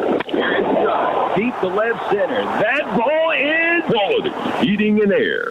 Side by side on turn number 4. It's going to be quality heating and air. When you think of something good, think of quality heating and air. On Route 52, just west of Portsmouth in Sugar Grove. The next time you're in need of a new AC unit or repairs, call Quality Heating and Air. 740-858-4363. That's 740-858-4363. At halftime, the West Senators lead the Minford Falcons 21-7 at the Rock. This is the Holbrook's Hometown Pharmacy halftime show. I'm Chuck Greenslade along with Matt Payton. Matt, let's talk about the first half stats. Chuck, let's talk some stats. Let's do it. We'll go first with the visiting team on the scoreboard, the mighty Minford Falcons. We'll go team stats followed by individuals. Falcons finished first half with 4 first downs, all rushing. They were 0 for 4 on third down, 0 for 1 on fourth down. They have 144 yards of total offense, 9 yards in the air, 135 on the ground. They had 4 penalties for 40 yards, and their time possession was 6 minutes and 28 seconds. Individual stats, Peyton Cottle is 2 for 5 passing with 9 yards. J.D. Mattis has 1 catch for 1 yard, and Mason Book has 1 catch for 8. Rushing the ball for the mighty Minford Falcons, Jeffrey Pica have been bottled up tonight. 8 carries, 18 yards, 2.25 average. They're going to need to get him going in the second half if they want to get back in this. Peyton Cottle, though, 8 carries, 117 yards rushing, 14.62 average, 54 long, and that was a touchdown, that 54-yard carry. So pretty solid for Cottle. Just got to get everybody else involved. Now team stats and individual stats for the West Senators. The Senators had 14 first downs in the first half, 2 passing, 11 rushing, 1 by penalty. 2 of 4 on third down, and they haven't gone for it on fourth down yet. 215 total yards of offense for the Senators, 27 yards in the air, 188 yards on the ground. They had 6 penalties for 55 yards, and their time possession was a lot. 16 minutes and 33 seconds, so 10 more minutes of possession for the Senators. Wow. Now individual stats for the Portsmouth West Senators. Cole Tipton, 3 for 3 passing. Perfect night so far for 27 yards. He would have had a lot more if that play would have gotten called back. He would be 4 for 4 with, close to 100 yards. Yeah, he had a 68-yarder called back. Yep, so that would put him at 95 yards had that gone through. Receiving for the Senators, Jeffrey Bishop, 2 catches for 12 yards, and Reese Coleman, 1 catch for 15 yards. On the ground for the Senators, we have Jeffrey Bishop, 5 carries, 27 yards, a 5.4 average. Cole Tipton, 3 carries, 2 yards. Hayden Lohr, 3 carries for 5 yards, and Mason Parker having a night so far. 18 carries, 154 yards, 8.55 average, long of 33, and he has 3 rushing touchdowns. And here's an interesting stat, Chuck. Jeffrey Bishop hasn't scored a touchdown yet. We're not done yet, though. We're not done yet. But how many games have we had where, through the years, Jeffrey Bishop scores a touchdown?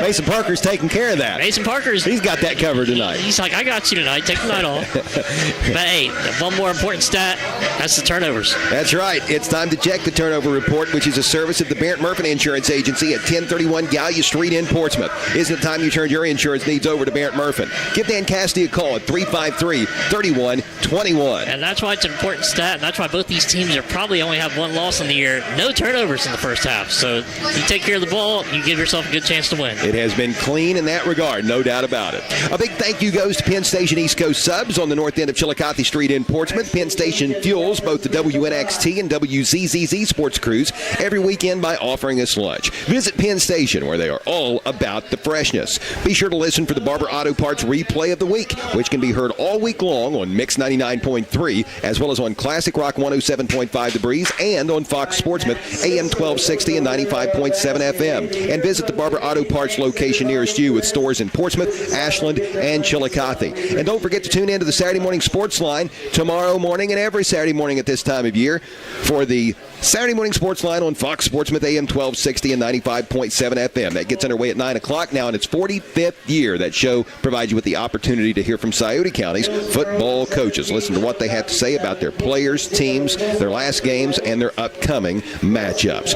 21-7, the West Senators lead visiting Minford. You've been tuned in to the Holbrook's Hometown Pharmacy halftime show. Being local folks themselves, Brandon Holbrook and his staff are proud supporters of local high school sports. The good people at Holbrook's Pharmacy will see to it that you won't have to wait long while your prescription is filled. They'll take the time to get to know you, explain your meds, and answer any questions which you may have. Holbrook's offers convenient drive-through service, open from 9 a.m. until 6:30 Monday through Friday, and 9 to 1 on Saturdays. Visit Brandon Holbrook and staff at Holbrook's Hometown Pharmacy, located at 37C Lucasville Minford Road in Lucasville. The mercury has dropped down to 67 degrees as we check our Kohl's Auto Sales game time temperature to begin the second half of play. And we are just about set to get the third quarter rolling.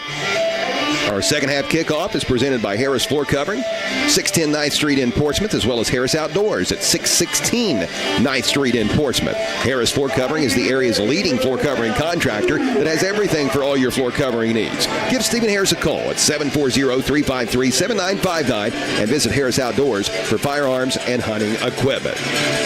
We played half. Yep. 21-7 your score. The West Senators lead the Minford Falcons. West gets the ball coming out. If you're Coach Todd Gilliland, you're reminding your team that, hey, if we scored 21 points and a half, they can do that too. Coach Jesse Ruby is relaying that same message to his Falcons. This one far from arriving at the finish line. Jeffrey Bishop is going to go back deep to return for the Senators along with Mason Parker. Jacob Tipton, one of the intermediate return men for West. The kickoff return team for the Senators already in place, ready and raring to go. The Minford Falcons kickoff team hasn't taken to the field just yet. They're huddled up over on the far sideline. They're getting the final words of wisdom before they take to the field to boot the ball away. Could they be looking at doing some trick racing, as we like to call it? Possibly so. A lot to think about for the Minford kickoff team. Do you try an onside? Do you squib? Do you take a chance on Bishop or Parker having a big return if you kick the ball deep? The last kickoff, and the only kickoff we've seen out of Minford thus far in this game, it was a little bit of a cross in between a squib and an onside kick as Miles Montgomery kicked it to the right side of the field, and Jacob Tipton was able to fall on the ball around the 35-40-yard line. So let's see what Coach Jesse Ruby and the Falcons dial up on special teams here to get the second half underway. Do you go with Miles Montgomery for a layup or a three-point shot? I think I'd give it to him at the top of the key and let him try and swish a three. Miles Montgomery, pretty good kicker, but I think most would agree that basketball is his sport. Good soccer player, too. Yeah, he is. Not to take away anything from that. He's also been the Minford Falcons basketball team's top scorer, one of the top scorers in each of his first 2 years of varsity basketball, All-State last year, helping the Falcons boys basketball team get to the convo. Here tonight, he'd like to help his Minford Falcons football team overcome a 14-point deficit on the road at West. But that will not be an easy task. Ball is teed up, and we are ready to play some football. This is the Appalachian Marketing Media video stream game of the week. Here's the approach. He's going to boot it deep. It's a side-winding kick, going to be fielded at the 10-yard line. This is Mason Parker on the return. He brings it back in between the hashes, has some room, has got a head of steam, takes the ball out across the 40-yard line. A flag comes in. That might be a face mask at the tail end of this play that will tack on even more. But as it is, it's a great return by Mason Parker as he brings it out to the 43-yard line, a 33-yard run back before he is brought down by Wesley Zimmerman. But it is a personal foul face mask on Minford. That's going to add 15 more to this, which will take the football into Minford territory, and the Falcons already on the trailing end of a 14-point deficit certainly didn't need to aid West in that regard. That's put the ball about the 42-yard line. And that's what we're being. Yep, 11:51 left to play in the third quarter. The West Senators up 21-14, now getting set to go to work offensively. West scored on its first two offensive possessions. Then the Minford defense did step up a little bit.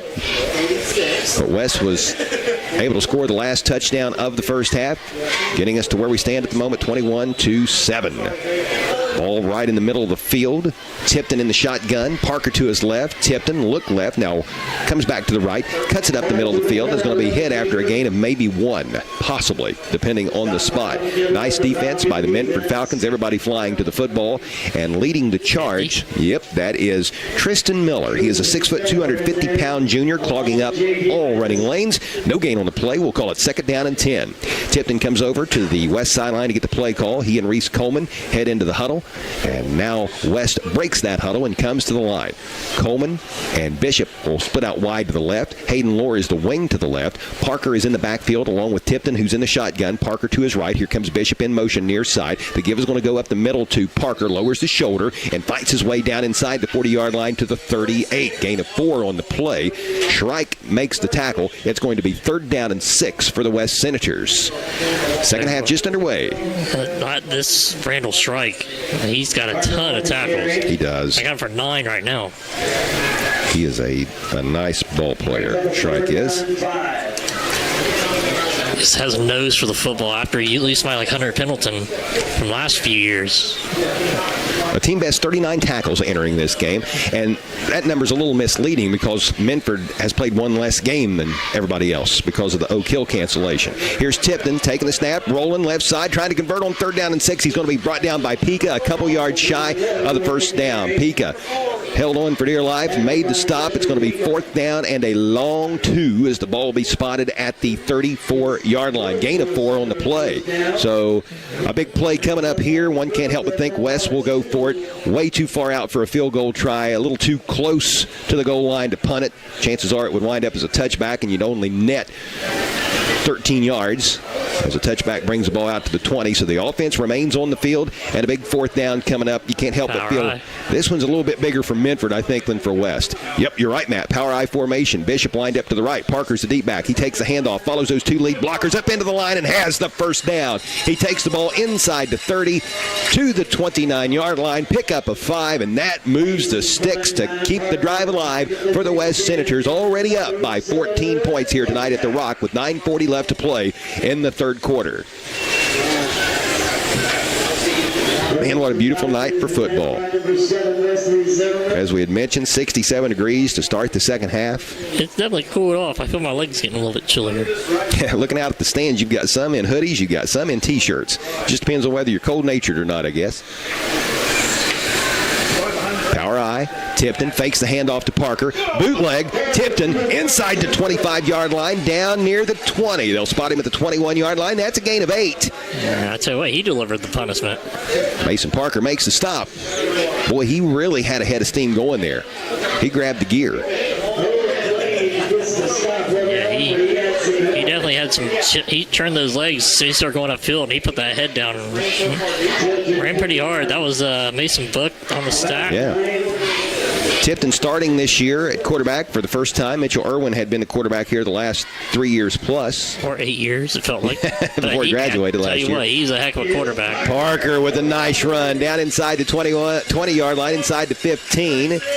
And they're going to spot him at the 12. Randall Shrike again in on the stop for the Minford Falcons, but not before a 9-yard run by Mason Parker to set West up 1st and 10 within the Quality Heating and Air red zone. And that's what you just talk about Mitchell Irwin. That's one of those ones, like, because you feel like he's been here forever, that just tells you how big of an impact he is. There players like that are. Like after next year, Jeffrey Bishop, you'll be like, man, he feels like he's been here a long time. Yeah, those guys made plays at a very young age as freshmen and sophomores. Here's the aforementioned Bishop trying to turn the corner left side, loses the football. It's recovered by a Senator out of the air. That was a heads-up play. That's the first time we've seen a fumble in tonight's game by either side. As that pile unfolds, let's see who came away with that ball. I see his helmet. Mason I can't Parker. see his number. Is it? Yep. Mason Parker, you're right, it is. So Johnny on the spot, right place, right time. That Hope Source recovery plucked out of the air by Mason Parker. Start your recovery today by phoning Hope Source at 740-353-HOPE. What a big play that is. It winds up going as a gain of 9 instead of a turnover. 2nd down and 1 for the Senators at the 3-yard line going in, and flags fly prior to the ball being snapped. This is going to be a false start on West. So the Senators trying to shoot themselves in the foot here. A near turnover moments ago, and now a false start. So this penalty will move the ball back 5. It will be 2nd down and 6, with the football now spotted at the 8-yard line. It's just one of those, you just want to finish the drive off. You got a good start, got started on their side of the field. Play calling's been pretty solid, getting chunks every time. Then you get that, and that just stops the flow of your offense. Well, if West can finish off this drive with points, it'll be a 3-possession game, and the clock is ticking. Parker with another hard run right up the gut, and he is going to have the first down. They're going to spot him at the 2-yard line, I do believe. That's a 6-yard pickup. First and goal for the Senators. It's going to be 2 or 1.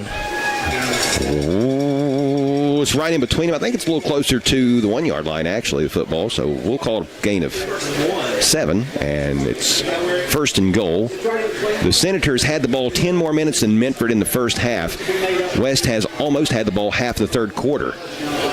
I formation, a wing and a tight end to the right. Quarterback sneak. Tipton, he's in. Touchdown, Senators with 6:35 left to play in the third quarter. That makes it 27-7. It's a 3-score lead for the West Senators here on homecoming night at the Rock. And in addition to that drive, resulting in a TD, it took 5 minutes and 25 seconds off the scoreboard. That's big. 5 minutes and 25 seconds. On top of that, it's a 9-play, 42-yard drive. Minford has 3 touchdowns to overcome and just barely over 18 minutes to do it. The extra point try is no good, and the score stands at 27-7. West in command, leading by 20. Timeout on the field. We'll be back in 60 on Mix 99.3.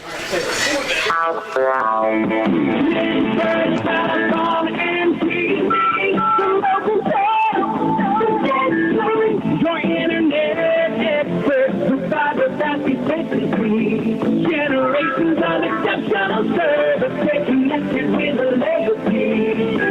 Online at FalconOne.net. First telephone and TV.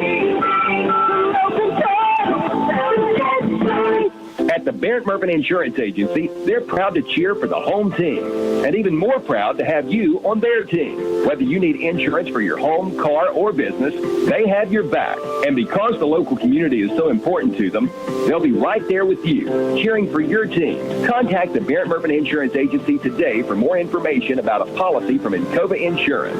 Visit the Barrett Murphy Insurance Agency at 1031 Gallia Street in Portsmouth. Online at barrettmurphin.com. There's been a change in the score. Changes happen quick, especially when you get your tires changed at Bob & Floyd's on Chillicothe Street in Portsmouth. West now leads Minford 27-7 with 6:35 left to play in the third quarter. Jack Holbrook, the senior Senator kicker, has the ball teed up. He's getting set to boot it away.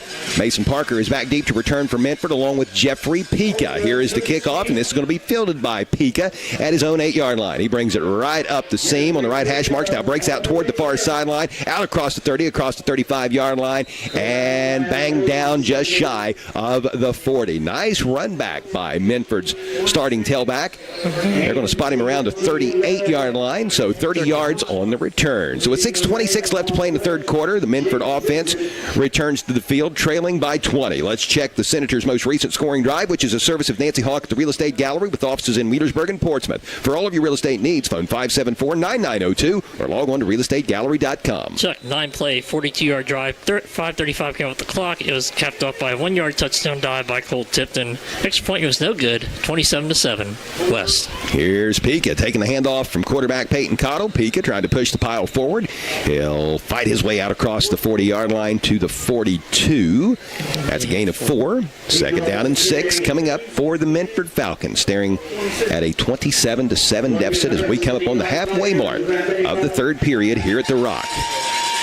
Mentioned this earlier, but can't reiterate what a great crowd is on hand here tonight. And you got to look at the fence on the visitor side. There's people alongside there. Yeah, love to see that. Beautiful night to be out watching some local high school football teams go at it. Here's Pica again, loses the ball, and let's see, West comes away with it. Trevor Fike comes away with the fumble recovery at the 42-yard line of Minford. First turnover of the game. Second fumble we've seen here in this third quarter.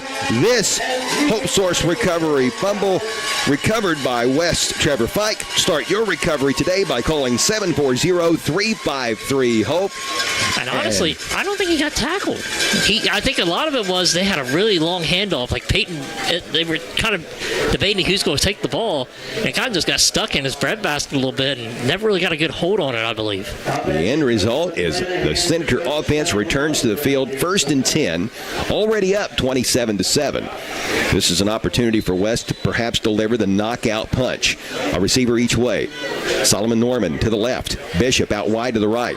Play action. Yep. Tipton steps up in the pocket, wants to throw, gets the ball away as he's hit very hard by Randall Shrike. The ball went high up in the air and hit the ground harmlessly, incomplete. But boy, did Tipton take a shot there by Randall Shrike. Thankfully, he's up and appears to be good to go. That's one of those, you just got to turn over, momentum's on your side. Why not take a shot downfield? Going for the jugular. And I thought they were going to throw it to Bishop because it looked like Bishop kind of had a step on his guy, but pocket collapsed on him, and credit Tipton stepping up trying to make something out of it. Senator fans know that name Tipton very well. Cole Tipton and Jacob Tipton on the team this year are cousins, and they're also related to longtime former coach Dick Tipton. Here's a give up the middle to Parker. Parker fights his way down inside the 40-yard line to the 37, ripping off a gain of 5 to bring up 2nd down and 5 for the Senators. Owen Blaine making the stop for Minford. And that's one of those things. You got to look at that. So 1st and 10, they get an incomplete pass, so then it's 2nd and 10. Well, they do, they get 5 yards. So now they're in good territory just off of one play in that second down drive, or 2nd down on that drive. So now you're in kind of prime territory. You're not 2nd and long, right in that medium there. This is where you can pass or run. And really, you're in 3-down territory or 4-down territory right now. No doubt about it. Bishop and Norman wide to the left, 2 backs in the backfield, 1 to each side of Tipton. The give goes to the right halfback. This is Hayden Lohr, and Lohr looking for room right up the middle. He won't find a lot. He's going to get to the 37-yard line, it looks like, gain of 1. Actually, Parker was credited with just a 4-yard pickup on the play before, so that 1-yard gain by Lohr will now make it 4th down and a long 5 at that. And West is in 4-down territory, as you alluded to, Matt. The offense stays out there. I thought they would maybe try to pass there. If you're in 4-down territory, why not try something deep? But I'll tell you what, Blaine stuffed that thing quick. Who gets the ball here on 4th down? 2 receivers left. Play action. Tipton calling his own number, and he's going to be brought down shy of the 1st down. Marty Sparks with the 1st down preventing tackle at the 36-yard line. Gain of 1 on the play, and the Senators turn it over on downs. So big stop there by the Minford defense. Falcons not out of it just yet. Now the degree of difficulty with the time being what it is certainly high, with Minford trailing by 20 with 4:12 left to play in the 3rd quarter, but the Falcons still throwing haymakers and still trying to stay in this game. Minford really needs to come away with points on this drive if the Falcons hope to stay in this. Yes, and credit Marty Sparks on that play, because honestly, that was a nice bubble screen look, and they also did a fake handoff there to Parker. So the whole flow was going that way, but Marty Sparks stayed in his hole, stayed in his gap. Good fundamental play right there. He has 32 tackles on the season. Again, that's in 4 games. He's a 5'9", 185-pound sophomore. He made a tremendous play at Northwest last week, ripping the ball out of the hands of a Mohawk ball carrier to give his team possession. Here's encroachment on the West defense. So that's a 5-yard penalty. That'll move the ball out to the 41-yard line of the Falcons. It's 1st and 5. 4:11 left to play. I want to say thanks to everyone not only tuning in on Mix 99.3, but as well as those listening on the Local Happenings app and those watching on WNXTradio.com, as this is the Appalachian Marketing Media video stream game of the week. Give up the middle. I believe that's Pika picking his way through. Let's double check that as the pile unfolds. Yep. Pika had to stand tall in there to slide through what was a very, very tight lane, and he is able to get the 1st down as he motors his way out to the 48-yard line. Fresh set of downs for the Falcons. 2 receivers each way. Cottle looking for some room right side, trying to turn the corner. Not going to get there. He'll be dropped in the backfield for a loss. Jacob Tipton leading the charge for the West defense. Loss of 3 on the play, back to the 45. That'll make it 2nd down and 13. Tipton's starting to really come alive here in the 2nd half. Now up to 6 tackles in the evening. Him and Cole Windsor both with 6. 3.5 minutes left to play in this 3rd quarter. West up by 20 points. 27-7 is the score. It was 7-0 Senators, 14-0. Then Minford scored to make it 14-7. West scored again. It was 21-7 at halftime, and West took the opening drive of the second half down the field, scored, missed the extra point. That's how we've gotten to 27-7. Pressure coming from the backside. That's Parker on the blitz. Pass over the middle. Incomplete. Pretty good throw by Peyton Cottle. Wesley Zimmerman, the tight end, was the intended receiver. He's a 6 foot, 200-pound senior, but he could not bring it in. And, boy, he went up and took a big shot with his body extended as he had both arms above his head trying to catch that high pass. Yeah, he looks like he kind of got hit pretty good on the backside, but he's up. He's up. Actually, he's not favoring ribs. He's favoring a leg, it looks like. Yeah. Trying to run that off. Maybe he landed funny as he was falling back down to the ground. So I think that some players thought this would be an extended injury timeout, but not to be, as Zimmerman got to the sideline as quickly as he possibly could. Not so fast, my friend. Yeah. Good to see Ted Newsom, one of the assistant coaches for the West Senators. He's here tonight riding around on a scooter. The last time I was here was for the Portsmouth and Portsmouth West game back in week number 2, and he was injured in that game as a play came off toward the West sideline, and he got hit at the knees, and it messed up his knee pretty good. So hopefully he'll be back walking around before too awful long. Trips to the left side of the formation on 3rd down and 13 from Minford with the ball resting at the Falcons' own 45 on the right hash. Cottle takes a snap, rolls to his left, looking, now throwing on the run. Pass. Caught by both players. Now simultaneous possession goes to the offensive player. It's J.D. Mattis.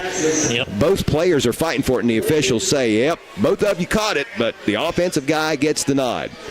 That is the rule at every level. It was a nice job by the West defensive back reaching in there to try to come away with the interception. That was Cole Tipton. But Mattis and Tipton with simultaneous possession there, and Mattis, the offensive player, wins out. So that's a really nice 3rd and 13 pickup all the way to the 34-yard line. The ball is spotted. That's a 21-yard gain on that pass play by Cottle. And, forgot to snap the football. Now, up to that point, he only had 9 yards passing.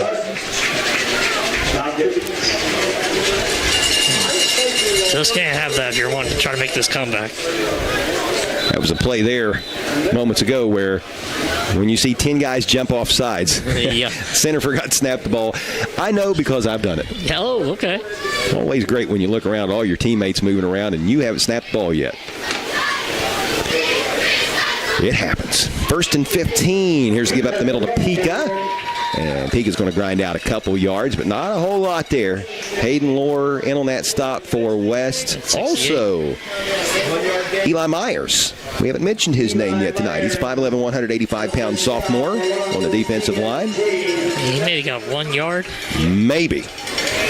We'll call it 2nd and 14 because we're generous guys. Coming up on 2 minutes to play in the third quarter, 27-7. West leads Minford. Ball on the left hash mark. 3 receivers to the right for the Falcons. Troy Rhodes wide to the left. Cottle in the pistol with Pika behind him. Play action to Pika. Cottle wants to throw. Off the back foot. Over the middle. Pass intercepted. Solomon Norman with the interception at the 32-yard line. And he'll be brought down around the 37. Second turnover of the game. The second turnover for Minford in this quarter. Solomon Norman with the pick. And about a 4-yard run back as they'll spot him at the 36-yard line. And the Senator offense returns to the field. West already up by 20. We've got 1:46 left to play in the third quarter. Everything going the Senators' way right now. Big defensive play. And Norman really climbed the ladder to pluck that ball out of the air. He's a 5'9", 175-pound senior, but he showed a nice vertical on that play. And I tell you what, that was a good read, except for Norman just kind of came off and he was in that little soft zone. Good job of jumping over that route and picking it off. Stacked receivers to the right side of the formation. The give goes up the middle to Hayden Lohr, and Lohr will push the pile out across the 40-yard line to near the 42. That's going to be good for a gain of 6. It'll be 2nd down and 4. 90 seconds left in this third quarter. I tell you what, that was a interesting little Little run there. It was an interesting formation as well, as West had stacked receivers on the near side. Reese Coleman up toward the line and Bishop right behind him. Coleman went downfield. Bishop actually stepped back, so it wouldn't shock me if they don't swing it out to Bishop. They're actually going to do the same thing to the left side this time. And let's see what they do. Yep, they're going to go Bishop behind the line of scrimmage. Left side, he makes a reception, gets the edge, has the first down, and goes out of bounds just shy of the 50.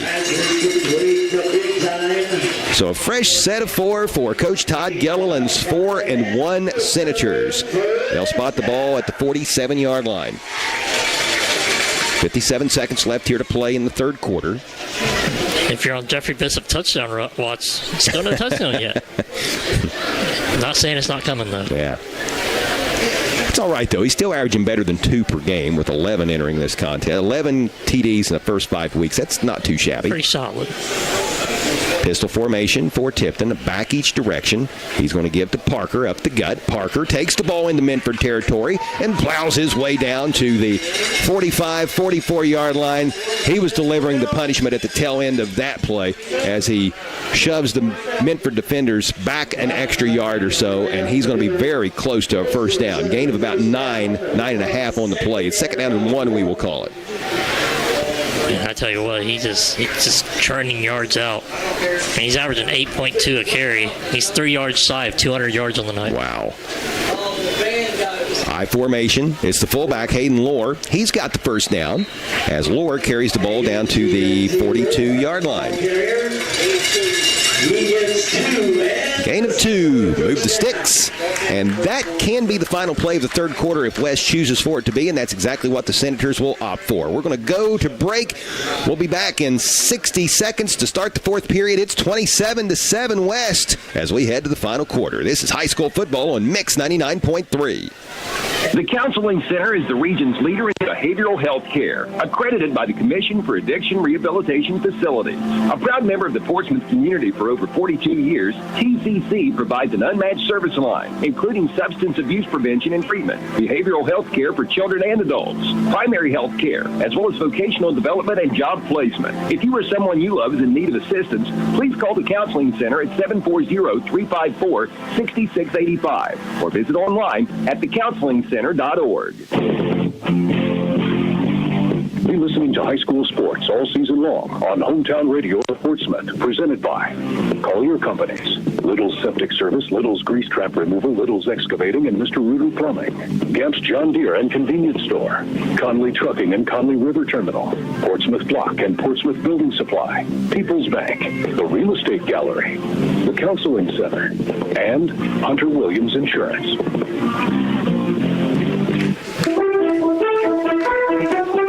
27-7, the West Senators lead the Minford Falcons as we get set to begin the fourth quarter of play. A shout out to Cameron Spriggs. She is the 2023 West Homecoming Queen, crowned at halftime in a very, very nice ceremony. Congratulations again to Miss Cameron Spriggs. It's been a happening night here at The Rock, as it was senior night as well. The seniors were honored prior to the game. I was told on good authority that was just done as a precaution because senior night was actually scheduled to be the final home game in Week 9 against Oak Hill. We hope, of course, that game takes place, but Oak Hill did have to cancel a game earlier in the year against Minford, as a matter of fact, because of a lot of injuries on the roster. Now, we hope that everybody's healthy and will stay healthy till the end, but they just wanted to be precautionary here at West, and just in case that game wouldn't happen, they wanted to go ahead and honor their seniors here tonight at home to ensure that that ceremony took place as well.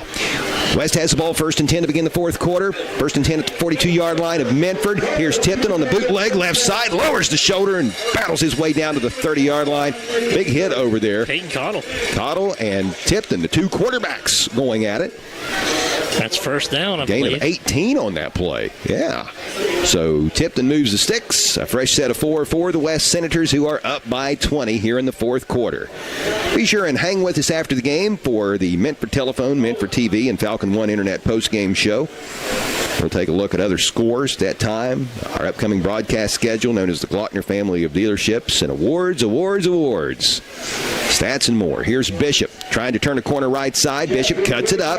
Now jump steps to the right, takes the ball down inside the 25-yard line to the 24. That's good for a gain of 6. It'll be 2nd down and 4. It looks like there's a Minford player over on the far sideline near the Falcon sideline that is having a cramp. And he's going to be checked out over there, and that leg is going to be stretched out. The officials have told the players to head to the sidelines, get a drink of water, while the Minford Falcon is tended to. He's obviously in some discomfort over there. Score updates, Chuck? Absolutely. All right, let's do some score updates. As been an active evening around the area tonight. Yeah, good matchups. So let's first go with the Harvest Prep. I believe the Warriors. Yes. They're up 26-3. Late third. That's over Wheelersburg. Yep. Eastern Pike is over East in the 4th quarter, 36-6. Ashland is up late in the 2nd quarter over Greenup County, 34-7. I just hit it in a hat, so give me a second. Last I did see Green and Sims Valley. That was the next score I was going to mention. Sims Valley is now up 32-7 over Green in the 3rd. Waverly up big, 56-7 over Oak Hill in the 4th quarter. Ironton also in the 4th quarter, 48-0. Finally, a score at the Coliseum. Oh, yeah? Colgrove 6, Portsmouth 0, as we are now in the 3rd quarter. Other than that, that's a pretty quiet night. Fairland's up on Gallipolis, 21-7. I believe that is in the 3rd as well. Here it is 27-7. The West Senators lead the Minford Falcons. The shaken up Minford player is Mason Book. He is now up walking under his own power. Still gingerly, though. He's over on the sideline trying to walk off that cramp and shake it out as best he can. Really nice player. His returns have been good all season long. He returned a punt for a score earlier in the year. He's had a couple nice kickoff returns here this evening. So he's now back on the ground over on the sideline, continuing to be stretched out. So West gets ready to go back to work. 2nd down and 3 with the ball resting at the Minford 24-yard line. Ball placed down on the right hash mark. Here's the give up the middle. This is Hayden Lord, the ball carrier, and he is going to be gang tackled by several Minford Falcons. Maybe a yard pickup on the play. Leading the charge there for Minford, Owen Blaine. Randall Shrike, he was in on that stop as well. I think he's been in on just about every tackle for Minford. Pretty darn close. He's got 11 tackles on the night. Blake Skeens was also over there in the vicinity of that. And Tristan Miller was out there as well. Mason Book, did he ever check back in yet? I don't think so. Well, he's been the one he's still being stretched. He's been shadowing Jeffrey Bishop. So if I'm West, maybe this might be a time to look at Bishop because he doesn't have his shadow. Oh, there's confusion here. Bishop was wide open on the left side. It lined up as a slot, but it's a design run play, so a quick hitter up the middle to Mason Parker. And Parker's able to get the ball down to, looks like the 23. Gain about a half yard, if that. So it's 4th down coming up for West. There was a little confusion there as far as who was assigned to cover Bishop. He was open there for a second, and at the last moment you saw outside linebacker Jeffrey Pika from Minford start to run out there. Well, that's what I just mentioned, because usually his guy who's been on him all game, Mason Book, is checked out right now.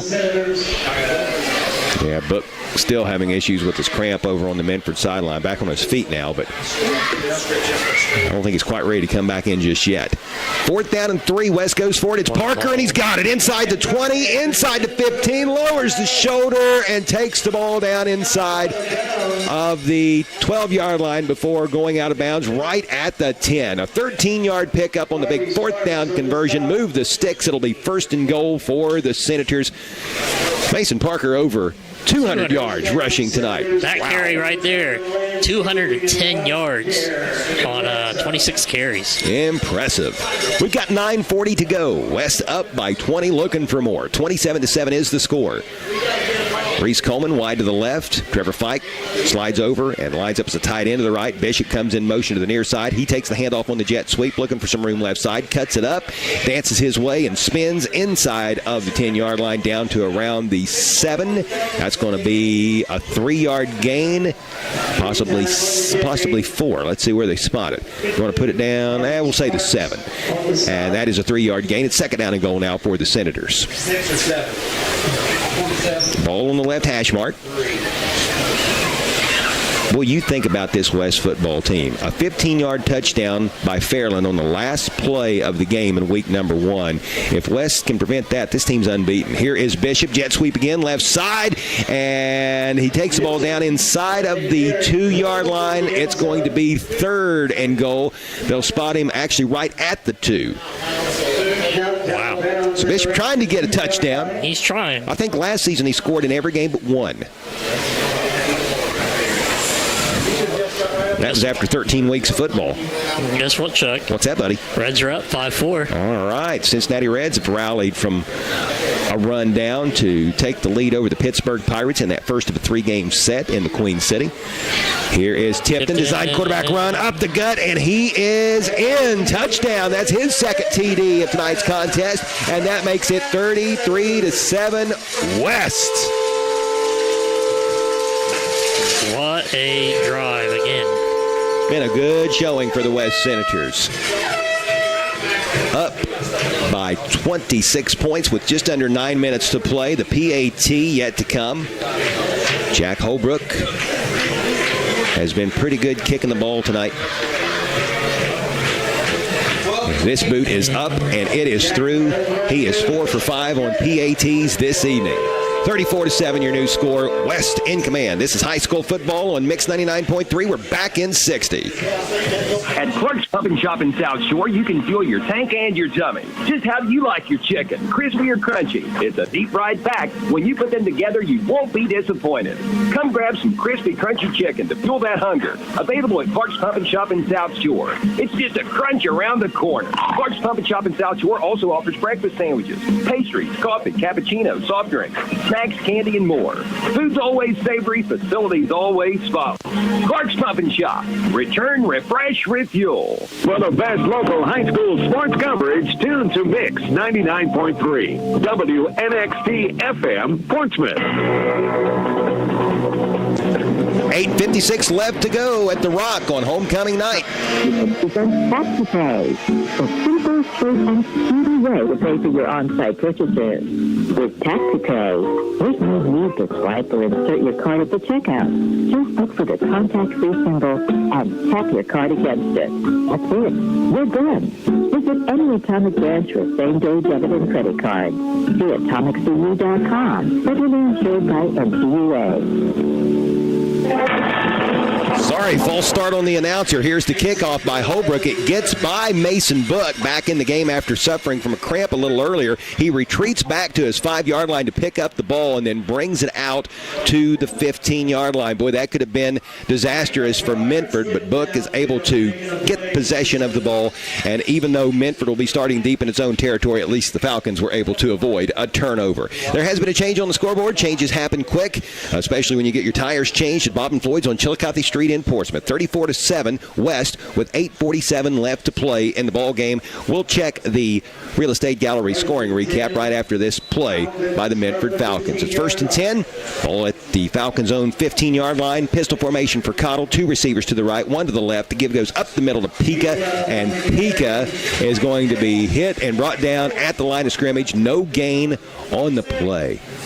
What a nice job by Jacob Tipton to make that stop. 2nd and 10 Falcons. As promised, our scoring drives, the service of Nancy Hawk at the Real Estate Gallery with locations in Wheelersburg and Portsmouth. For all of your real estate needs, phone 574-9902 or log on to realestategallery.com. Matt? Chuck, that scoring drive by the Senators was a 12-play, 64-yard drive. 4 minutes and change came off the clock. It was a touchdown run by Cole Tipton from 2 yards out. Jack Holbrook provided the extra point. 34-7. 2nd down and 10 for the Falcons. Here is Pika again, bouncing it out right side, gets away from an attempted tackle by Tipton, but the second attempted tackle, this one by Jeffrey Bishop, will be made. Pika stopped at the 21-yard line. That's going to go for a gain of 6 to set up 3rd down and 4. Nice run by Pika, but good pursuit by the West Senator defense. I'll tell you what, he's just been bottled up. 14 carries, 36 yards tonight. I haven't seen that from Pika ever. And it's not necessarily Pika. It's the West defensive line and linebackers working against that Minford offensive line. West has just been so good up front, winning the battle at the line of scrimmage tonight. Two receivers to the left. Pika on 3rd and 4, up the middle, and he burrows up in the middle of the line. I think he's going to be just shy of a first down. He needed to get to the 25. Ball's going to be spotted at the 24. It's 4th and 1.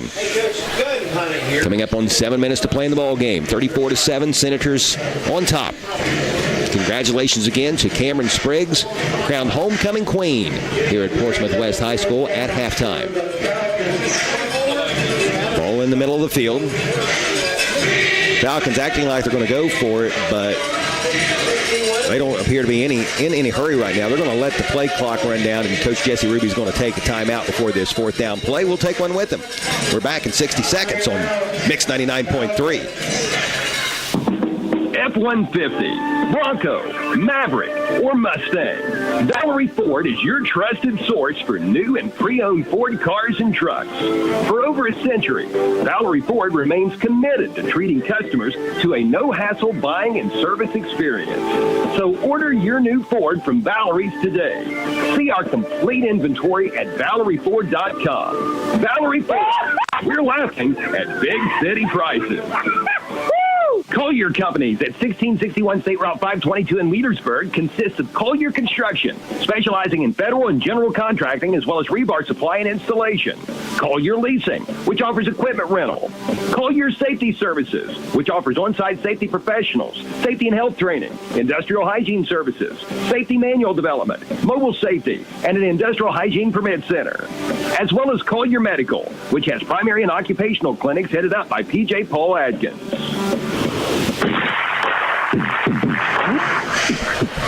6:41 left to play in the ball game.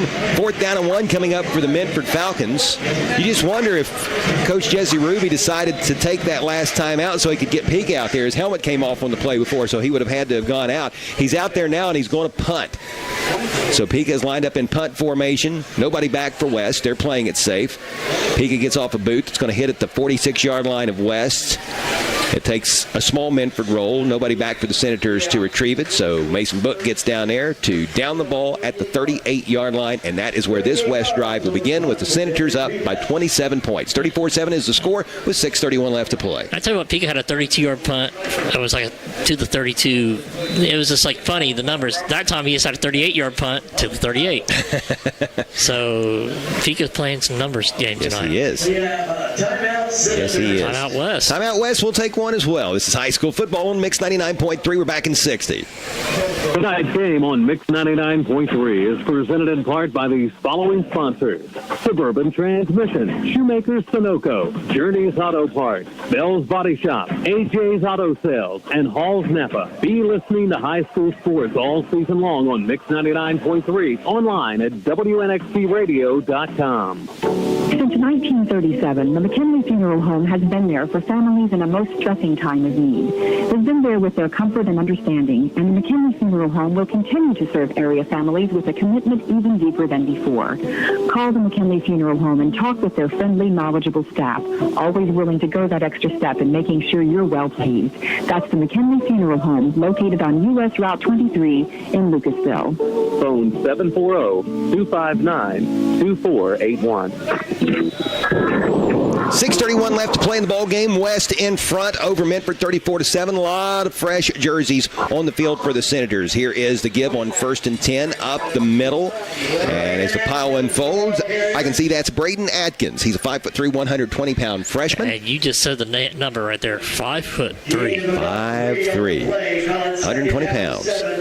He goes for a gain of 3 to bring up 2nd down and 7 as he advances the football out to the 41-yard line of West. Senators up 34-7 as we come up on 6 minutes to play. Cole Tipton is still in there at quarterback, but just about everybody around him, skill player-wise, is a reserve player.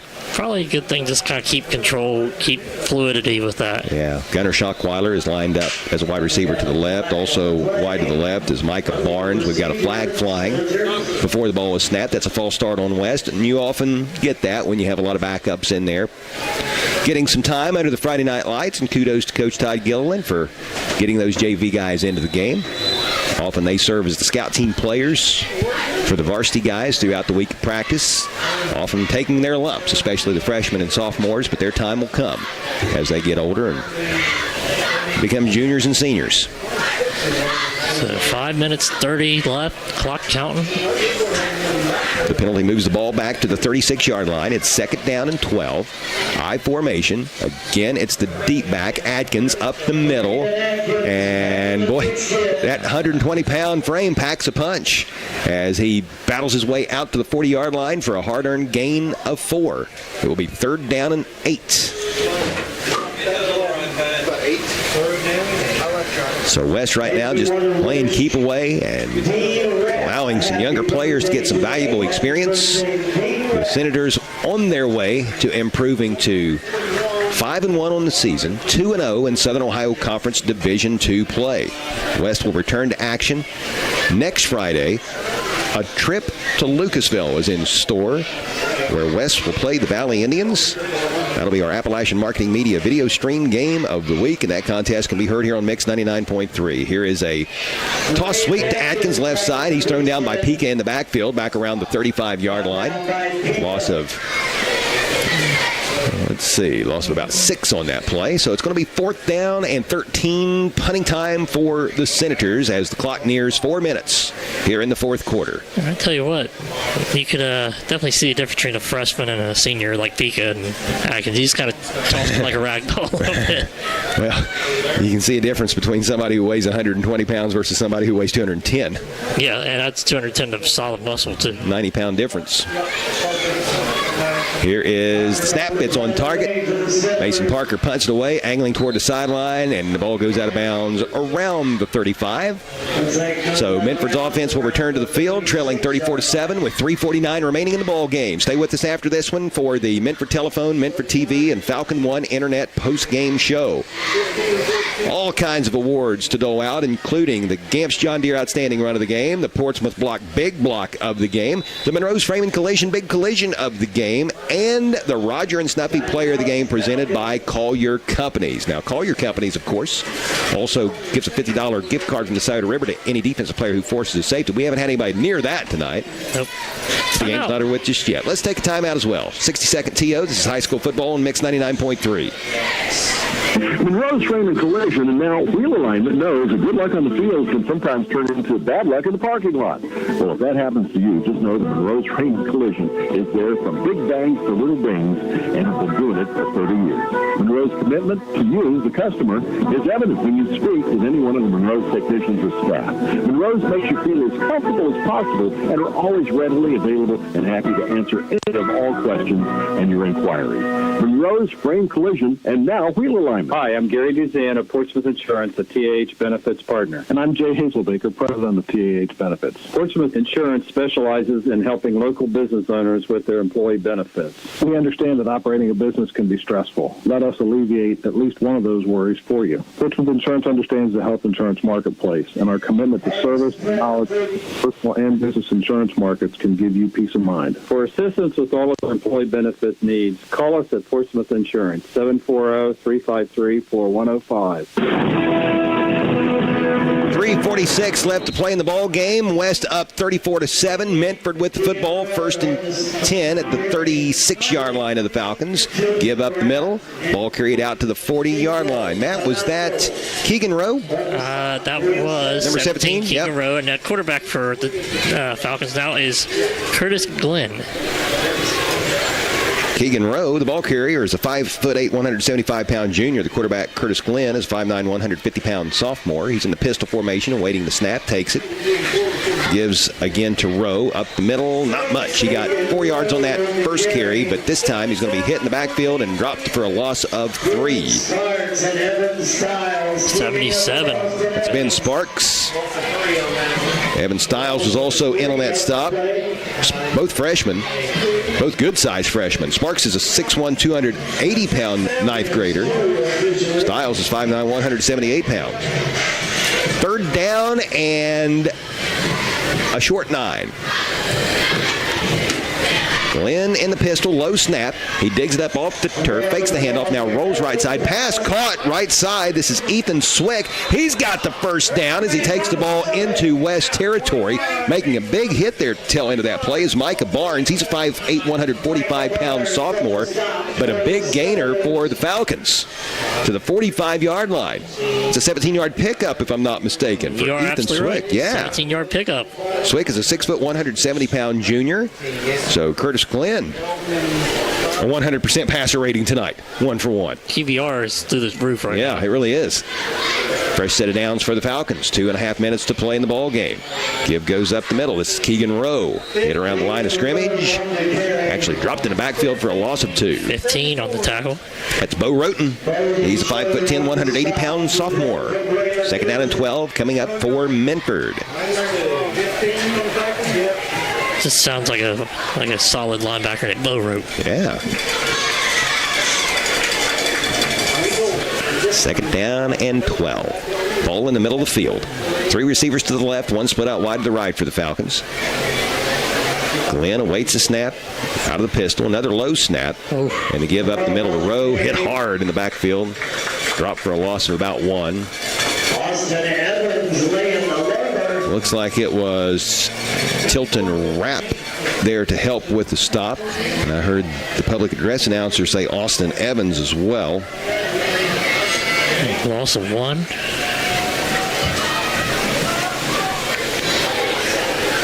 Third down and 13. Evans, a 5'10", 170-pound junior. 1:20 left.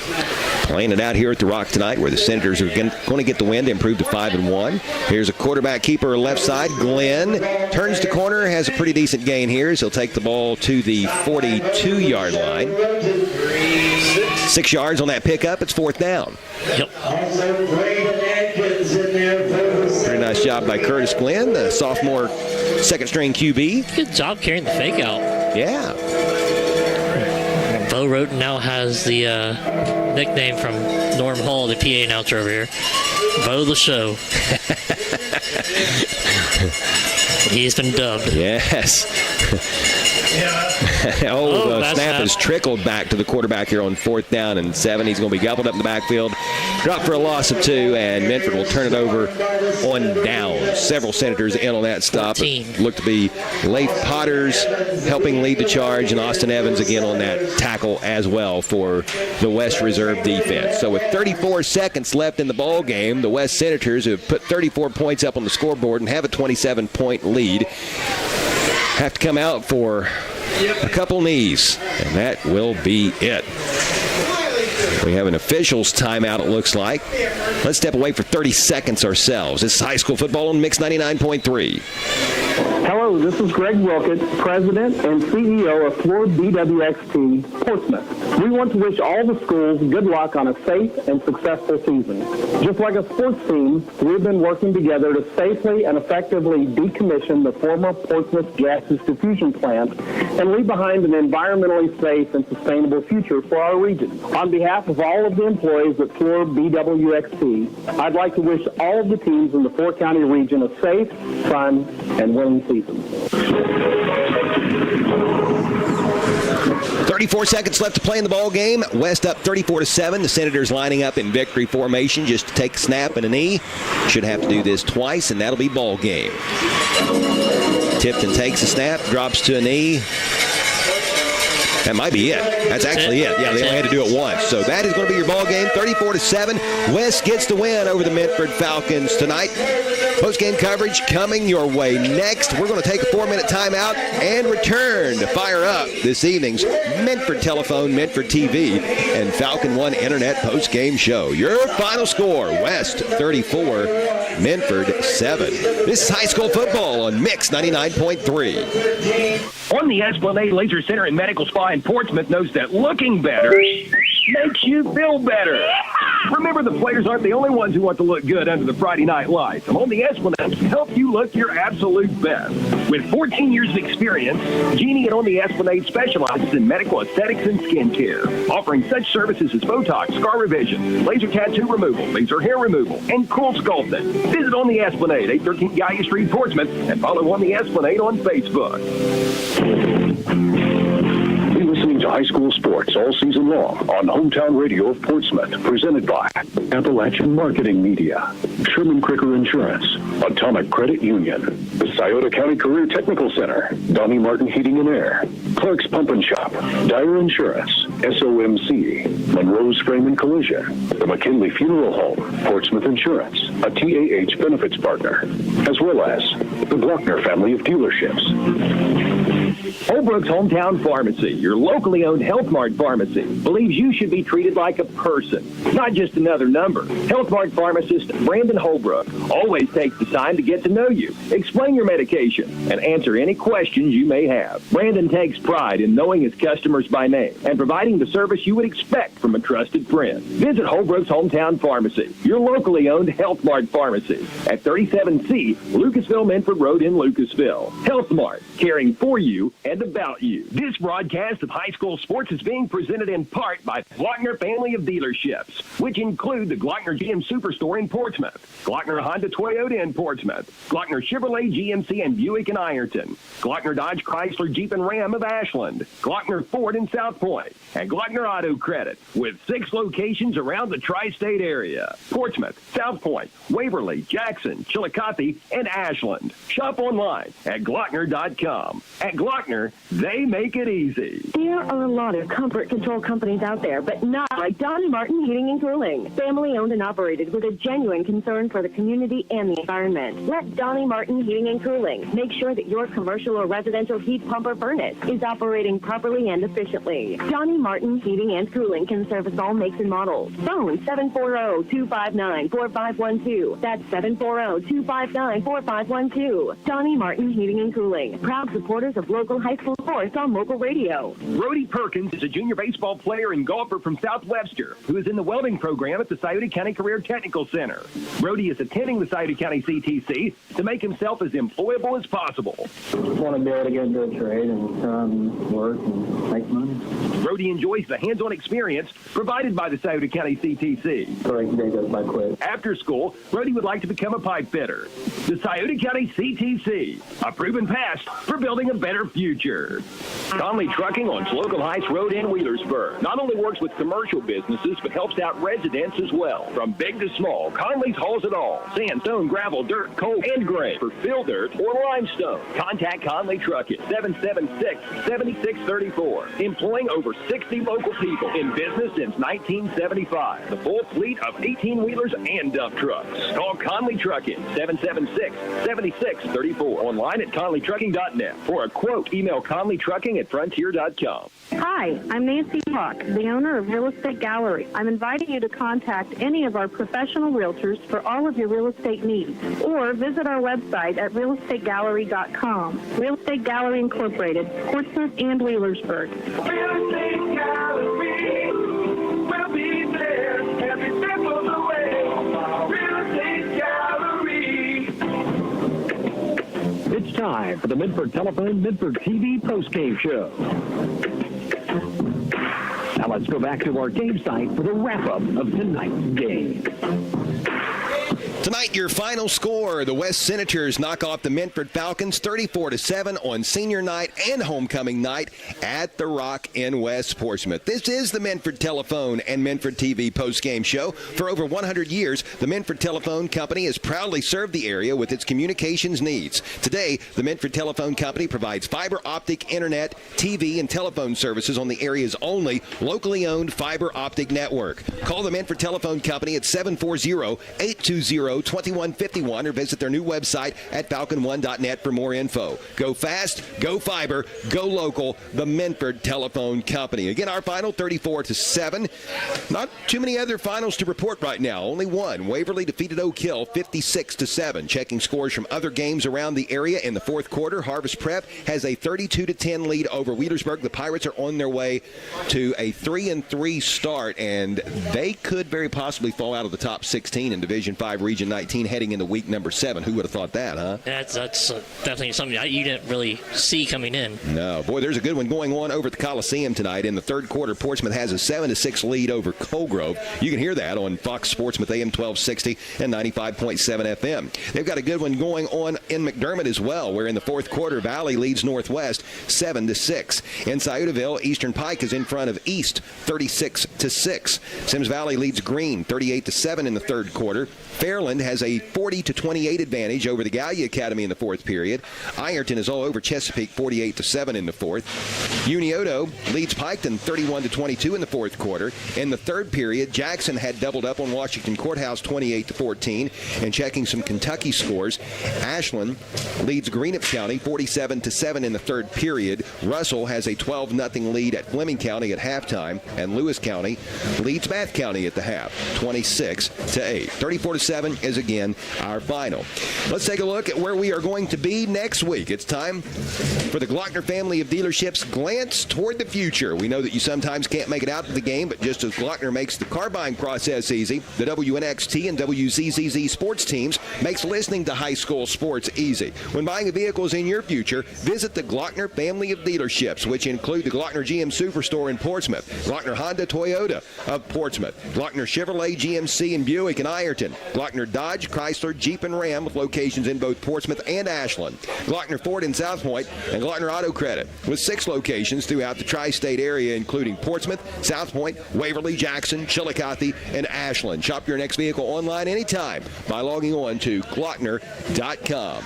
Looking ahead to next Friday, week number 7, we're going to have 4 games for you here on Mix 99.3. You'll hear West at Valley. That will be the Appalachian Marketing Media video stream game of the week. On Classic Rock 107.5 The Breeze, you'll hear Notre Dame visit Franklin Furnace to take on the Green Bobcats. On Fox Sportsmouth AM 1260 and 95.7 FM, you'll be able to listen as the Portsmouth Trojans entertain the Chesapeake Panthers. And next Friday on WNXT2, which you can hear on WNXTradio.com, as well as by using the Local Happenings app, you'll be able to tune in as the Wheelersburg Pirates visit Oak Hill to face the Oaks. Coverage at all 4 of those games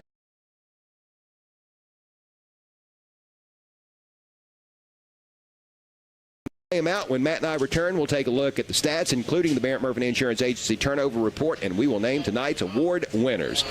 The West Senators improved to 5-1 overall, 2-0 in Southern Ohio Conference play with a 34-7 victory over the Minford Falcons tonight.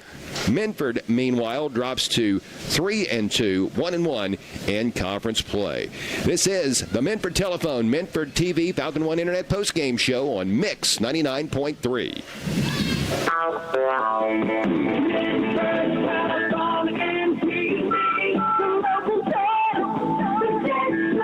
Your internet expert who finds us at the generations of exceptional service. Stay connected with the legacy. Online at falcon1.net. Minford Telephone and TV.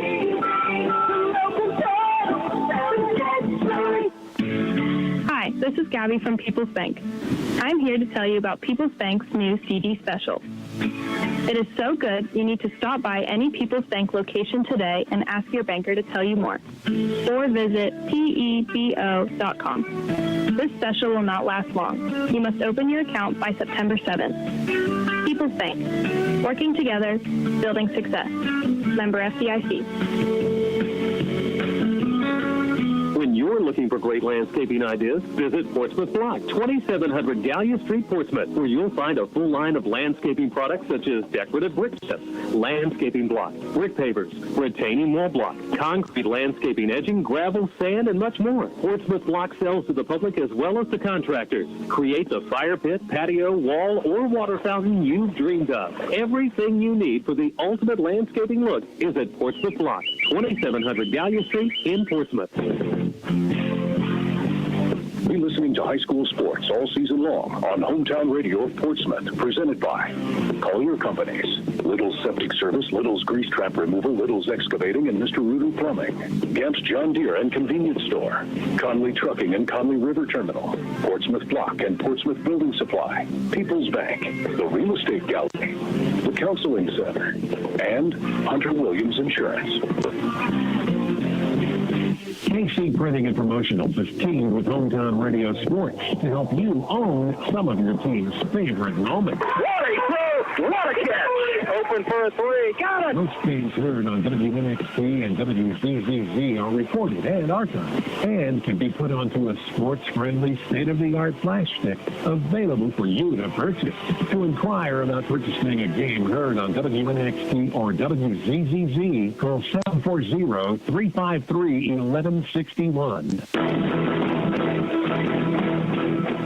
Tonight's final score, the West Senators knock off the Minford Falcons 34-7. This is the Minford Telephone and Minford TV postgame show. For over 100 years, the Minford Telephone Company has proudly served the area with its communications needs. Today, the Minford Telephone Company provides fiber optic internet, TV, and telephone services on the area's only locally owned fiber optic network. Call the Minford Telephone Company at 740-820-2151 or visit their new website at falcon1.net for more information. Go fast, go fiber, go local, the Minford Telephone Company. Coming up, we'll be taking a look at stats here in just a few moments and naming tonight's award winners in West's 34-7 victory over Minford. We hope that all of you listening on Mix 99.3 as well as on our other outlets, WNXTradio.com and the Local Happenings app, have enjoyed what you heard this evening. We also hope that for those of you who watched the Appalachian Marketing Media video stream game of the week on WNXTradio.com, we hope that you enjoyed this presentation. Hometown Radio of Portsmouth and Appalachian Marketing Media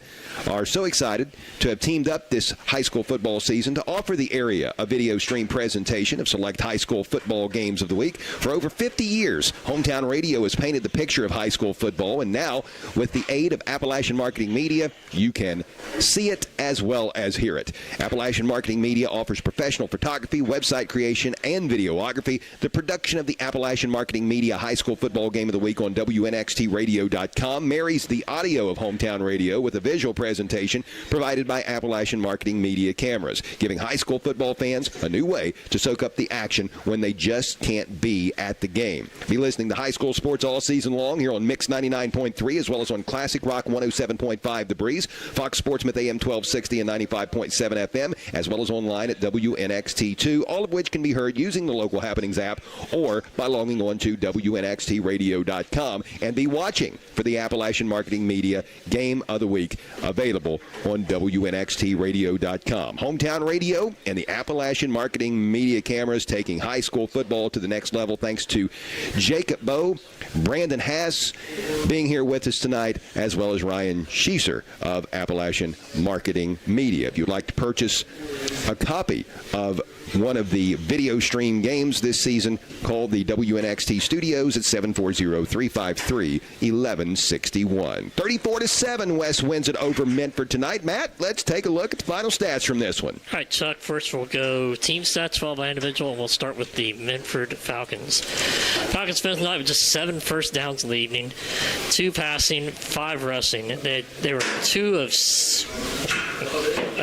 of 8 on third down efficiency, 0 for 2 on fourth down. Finished with 204 yards of offense, 47 yards passing, 157 yards on the ground. 6 penalties by the Falcons for 60 yards, and their time possession was 15 minutes, 57 seconds. Individual stats for the Falcons: Peyton Cottle was 3 of 8 tonight passing for 30 yards. Curtis Glenn was 1 for 1 for 17. Receiving the ball, Mason Book had 1 for 8. J.D. Mattis had 2 for 22. And Ethan Swick had 1 for 17. Rushing the ball for the mighty Minford Falcons, Keegan Rowe, 4 carries, -1 yard. Curtis Glenn, 2 carries for 5 yards. Jeffrey Pika, 15 carries for 39 yards, a 2.6 average. Just never really got going this evening. Peyton Cottle, 9 carries, 114 yards, a 12.66 average. Had a big 54-yard touchdown run, and he had the only touchdown for the Falcons on the evening. So now let's take a look at the Portsmouth West Senators and their team stats for all by individuals. West finished with 23 first downs on the evening. They had 3 passing, 19 rushing, and 1 through penalties. They were 3 of 9 on third down efficiency, and they were 2 for 3 on fourth down. The Senators racked up 333 total yards of offense tonight, with 33 yards in the air and a perfect 300 yards on the ground. They had 9 penalties for 70 yards. They finished with time possession of 32 minutes and 3 seconds. So basically double what Minford had in time possession. Now let's look at the individual stats for the Senators. Cole Tipton, solid night, 4 or 5 passing for 33 yards. Had 1 really long one called back. Otherwise, probably he'd been over 100 yards. Receiving, Jeffrey Bishop, 3 catches for 18 yards. And Reese Coleman, 1 catch for 15. Rushing the ball for the Senators, we had Jeffrey Bishop, 8 carries for 40 yards. Cole Tipton, 10 carries for 30 yards and 2 touchdowns. Braden Atkins, 3 carries for 2. Actually, I think I screwed that one up. I had the wrong Bishop. Jeffrey Bishop, I think, had 9 carries for 46 yards. Hayden Lohr, 7 carries for 13 yards. And Mason Parker finished the night 26 carries, 210 yards, 8.07 average, and 3 rushing touchdowns. Big night for Mason Parker. Let's look at the big stat of the night, the turnovers. Let's do it. Our turnover report is a service of the Barrett Murphy Insurance Agency at 1031 Gallia Street in Portsmouth. Isn't it time you turned your insurance needs over to Barrett Murphy? Give our buddy Dan Cassidy a call at 353-3121. Final turnover count was 2-0. Minford had a fumble and an interception. The interception was by Solomon Norman, and the fumble was a fumble recovery by Trevor Fike. All right. 34-7, West gets the win over Minford tonight. Looking ahead for these two teams, West travels to Lucasville for a matchup with the Valley Indians next Friday. That game can be heard here on Mix 99.3. That will also be our Appalachian Marketing Media video stream game of the week. The Minford Falcons, meanwhile, will head to Waverly for a Week 7 matchup this coming Friday. Well, let's go ahead and name our award winners, starting with the Gamps John Deere Outstanding Run of the Game. The winner receives a certificate for a T-shirt from Gamps John Deere on Route 140 in Slocum. Matt, our Gamps John Deere Outstanding Run of the Game is going to Peyton Cottle, the Minford quarterback. And maybe instead of saying nothing runs like a deer, we should say nothing runs like Peyton Cottle, because when he gets in the open field, man, he is a speedster. He is a dangerous weapon in the open field. 9 carries, 114 yards, but 54 of those yards came on a big touchdown run. And another big run later in the game, too, about 25, 30 yards. So you don't want to get him open field. He'll take off with it. The Portsmouth Big Block of the Game is presented by Portsmouth Block at 2700 Gallia Street and Portsmouth Building Supply at 1740 Gallia Street, both in Portsmouth. They sell not only block and brick, but brick pavers as well as decorative brick chips for the landscaping. I know this because I had a load dumped at my house today, so I've got landscaping to do this Sunday. My Bengals are playing on Monday night, so I'm landscaping Sunday afternoon. Well, that sounds like a fun project. I'm sure your wife will I've got an extra shovel. Feel free to come on over. You're invited. I think I have plans. Okay. Well, if they change, it's all you. Tonight, this award's going to go to Seth Smith. He's going to get a nice Portsmouth Big Block of the Game T-shirt. I tell you what, he was downfield on one of the 30. I think it was a 30-yard run I was just talking about for Peyton Cottle. I looked up and I'm like, that's a big lineman downfield, and that was Seth Smith. He was about 20 some yards downfield, still blocking on that big run by Cottle. He also had a sack tonight. Yeah. So big night for Seth Smith. Good job for him. Seth Smith of Minford winning that Portsmouth Big Block of the Game T-shirt. Next up, we've got the Monroe's Frame and Collision Big Collision of the Game. The winner receives a T-shirt designating him as the big hitter. This is courtesy of Kevin Monroe. And this is going to go to the Senators' Jacob Tipton tonight, Matt. Jacob Tipton had a big night, had 7 tackles. He was the second leading tackler on the team behind Hayden Lohr with 10. But I believe, I went back and kind of looked at my stats, and I believe that fourth down play where they went for it was 14-7. Minford had that momentum, was driving. It was 4th and about 2 or 4th and 3, and they ran the ball Pika, and it was stopped right there by Jacob Tipton, about a half yard short, and that was basically a big momentum, kind of like a backbreaker early on in the second quarter. So big hits, a lot of big hits by him tonight. Yep, congratulations to Wes Jacob Tipton. Our final award tonight is the Roger and Snuffy Player of the Game, presented by Collier Companies in honor of longtime area sports broadcasters Jim Snuffy Smith and the late Roger Gray. Collier Companies is located on Collier Corner at 1661 State Route 522 in Wheelersburg and consists of Collier Construction, Collier Leasing, Collier Safety Services, and the Collier Medical Primary Care Clinic, which is now accepting all major insurances and new patients. Besides presenting the Roger and Snuffy Player of the Game, Collier's will also provide a $50 gift card from the Souda River to any defender who forces a safety. Now, we did not have a safety tonight, so we'll save that gift card for another day. We do have our Player of the Game, however, and I don't think there's any doubt who this award is going to. Wes Mason Parker, he's going to receive a T-shirt and a certificate courtesy of Collier Companies for being tonight's Roger Gray and Jim Snuffy Smith Player of the Game. He was the workhorse tonight. 26 carries for 210 yards, an 8.07 average, and he had 3 rushing touchdowns on the ground. Big night for Mason Parker, and just time after time again, it was just constantly West was ahead of scrimmage. Like they were ahead of the sticks, ahead of their game, and that basically anytime you can do that, the flow of the game works perfect for you. Mostly because of him and that offensive line. I was very impressed by them and Hayden Lord blocking. It was just a solid night overall for the Senators. They're a fun team to watch. Yes, they are. Mason Parker had a 68-yard touchdown reception that was called back due to penalty as well. But you mentioned that West offensive line. Tyler Thompson, Jack Geyer, Cade Woods, Carson Carver, and Nickel Rapp, the interior 5, Jacob Tipton and Trevor Fike, the tight ends. The wide receivers block well. Jeffrey Bishop, Solomon Norman, fullback Hayden Lohr, Cole Tipton carrying out the fakes. Whenever you're putting up rushing numbers like what Mason Parker put up this evening, 210 yards on the ground and 3 TDs, that's an entire team effort. So congratulations to Parker and the Senators. Parker is our Collier Companies Roger Gray and Jim Snuffy Smith Player of the Game tonight, deservedly so.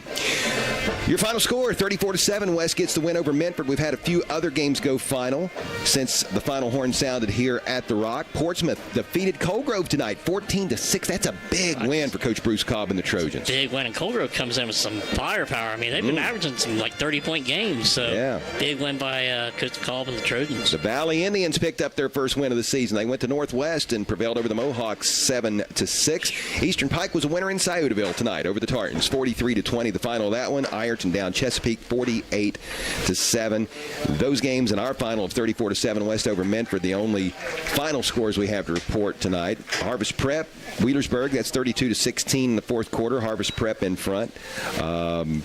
Sims Valley knocking off Green right now, 38-7 in the third. Fairland over Gallia, 40-28 in the fourth. Unioto over Piketon in the fourth, 31-22. Jackson over Washington Courthouse in the third, 28-14. Those are the Southern Ohio scores. Be sure and check the Valerie Ford scoreboard, aired throughout the overnight hours here on Mix 99.3, Fox Sportsmouth AM 1260 and 95.7 FM. You can also hear those on Classic Rock 107.5 The Breeze. And, of course, Mark Williams and I will have the finals for you tomorrow morning during the Saturday Morning Sports Line, beginning at 9 o'clock on AM 1260 and 95.7 FM. Speaking of those two stations, 1260 and 95.7 FM, that's where you can hear number 6 Ohio State take on 9th-ranked Notre Dame tomorrow evening in South Bend, Indiana. Coverage starts at 6, leading up to the 7:30 kickoff. And just another score to pass along in the 8th inning right now. The Pirates have climbed back on top of the Reds. 6-5, back and forth they go at GABP. Come on, Cincinnati. Get those Buckaroos. Yeah, let's do that.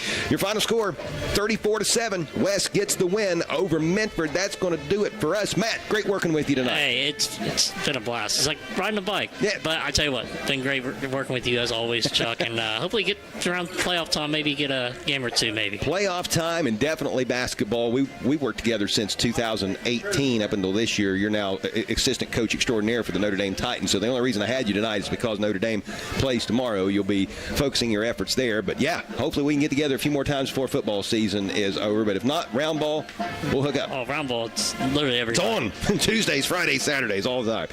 That's going to do it for us. Our studio engineer was John Kantz, doing a great job as always. For Matt Payton, I'm Chuck Greenslate. West wins it over Minford tonight, 34-7. Until the next time, good night, everybody.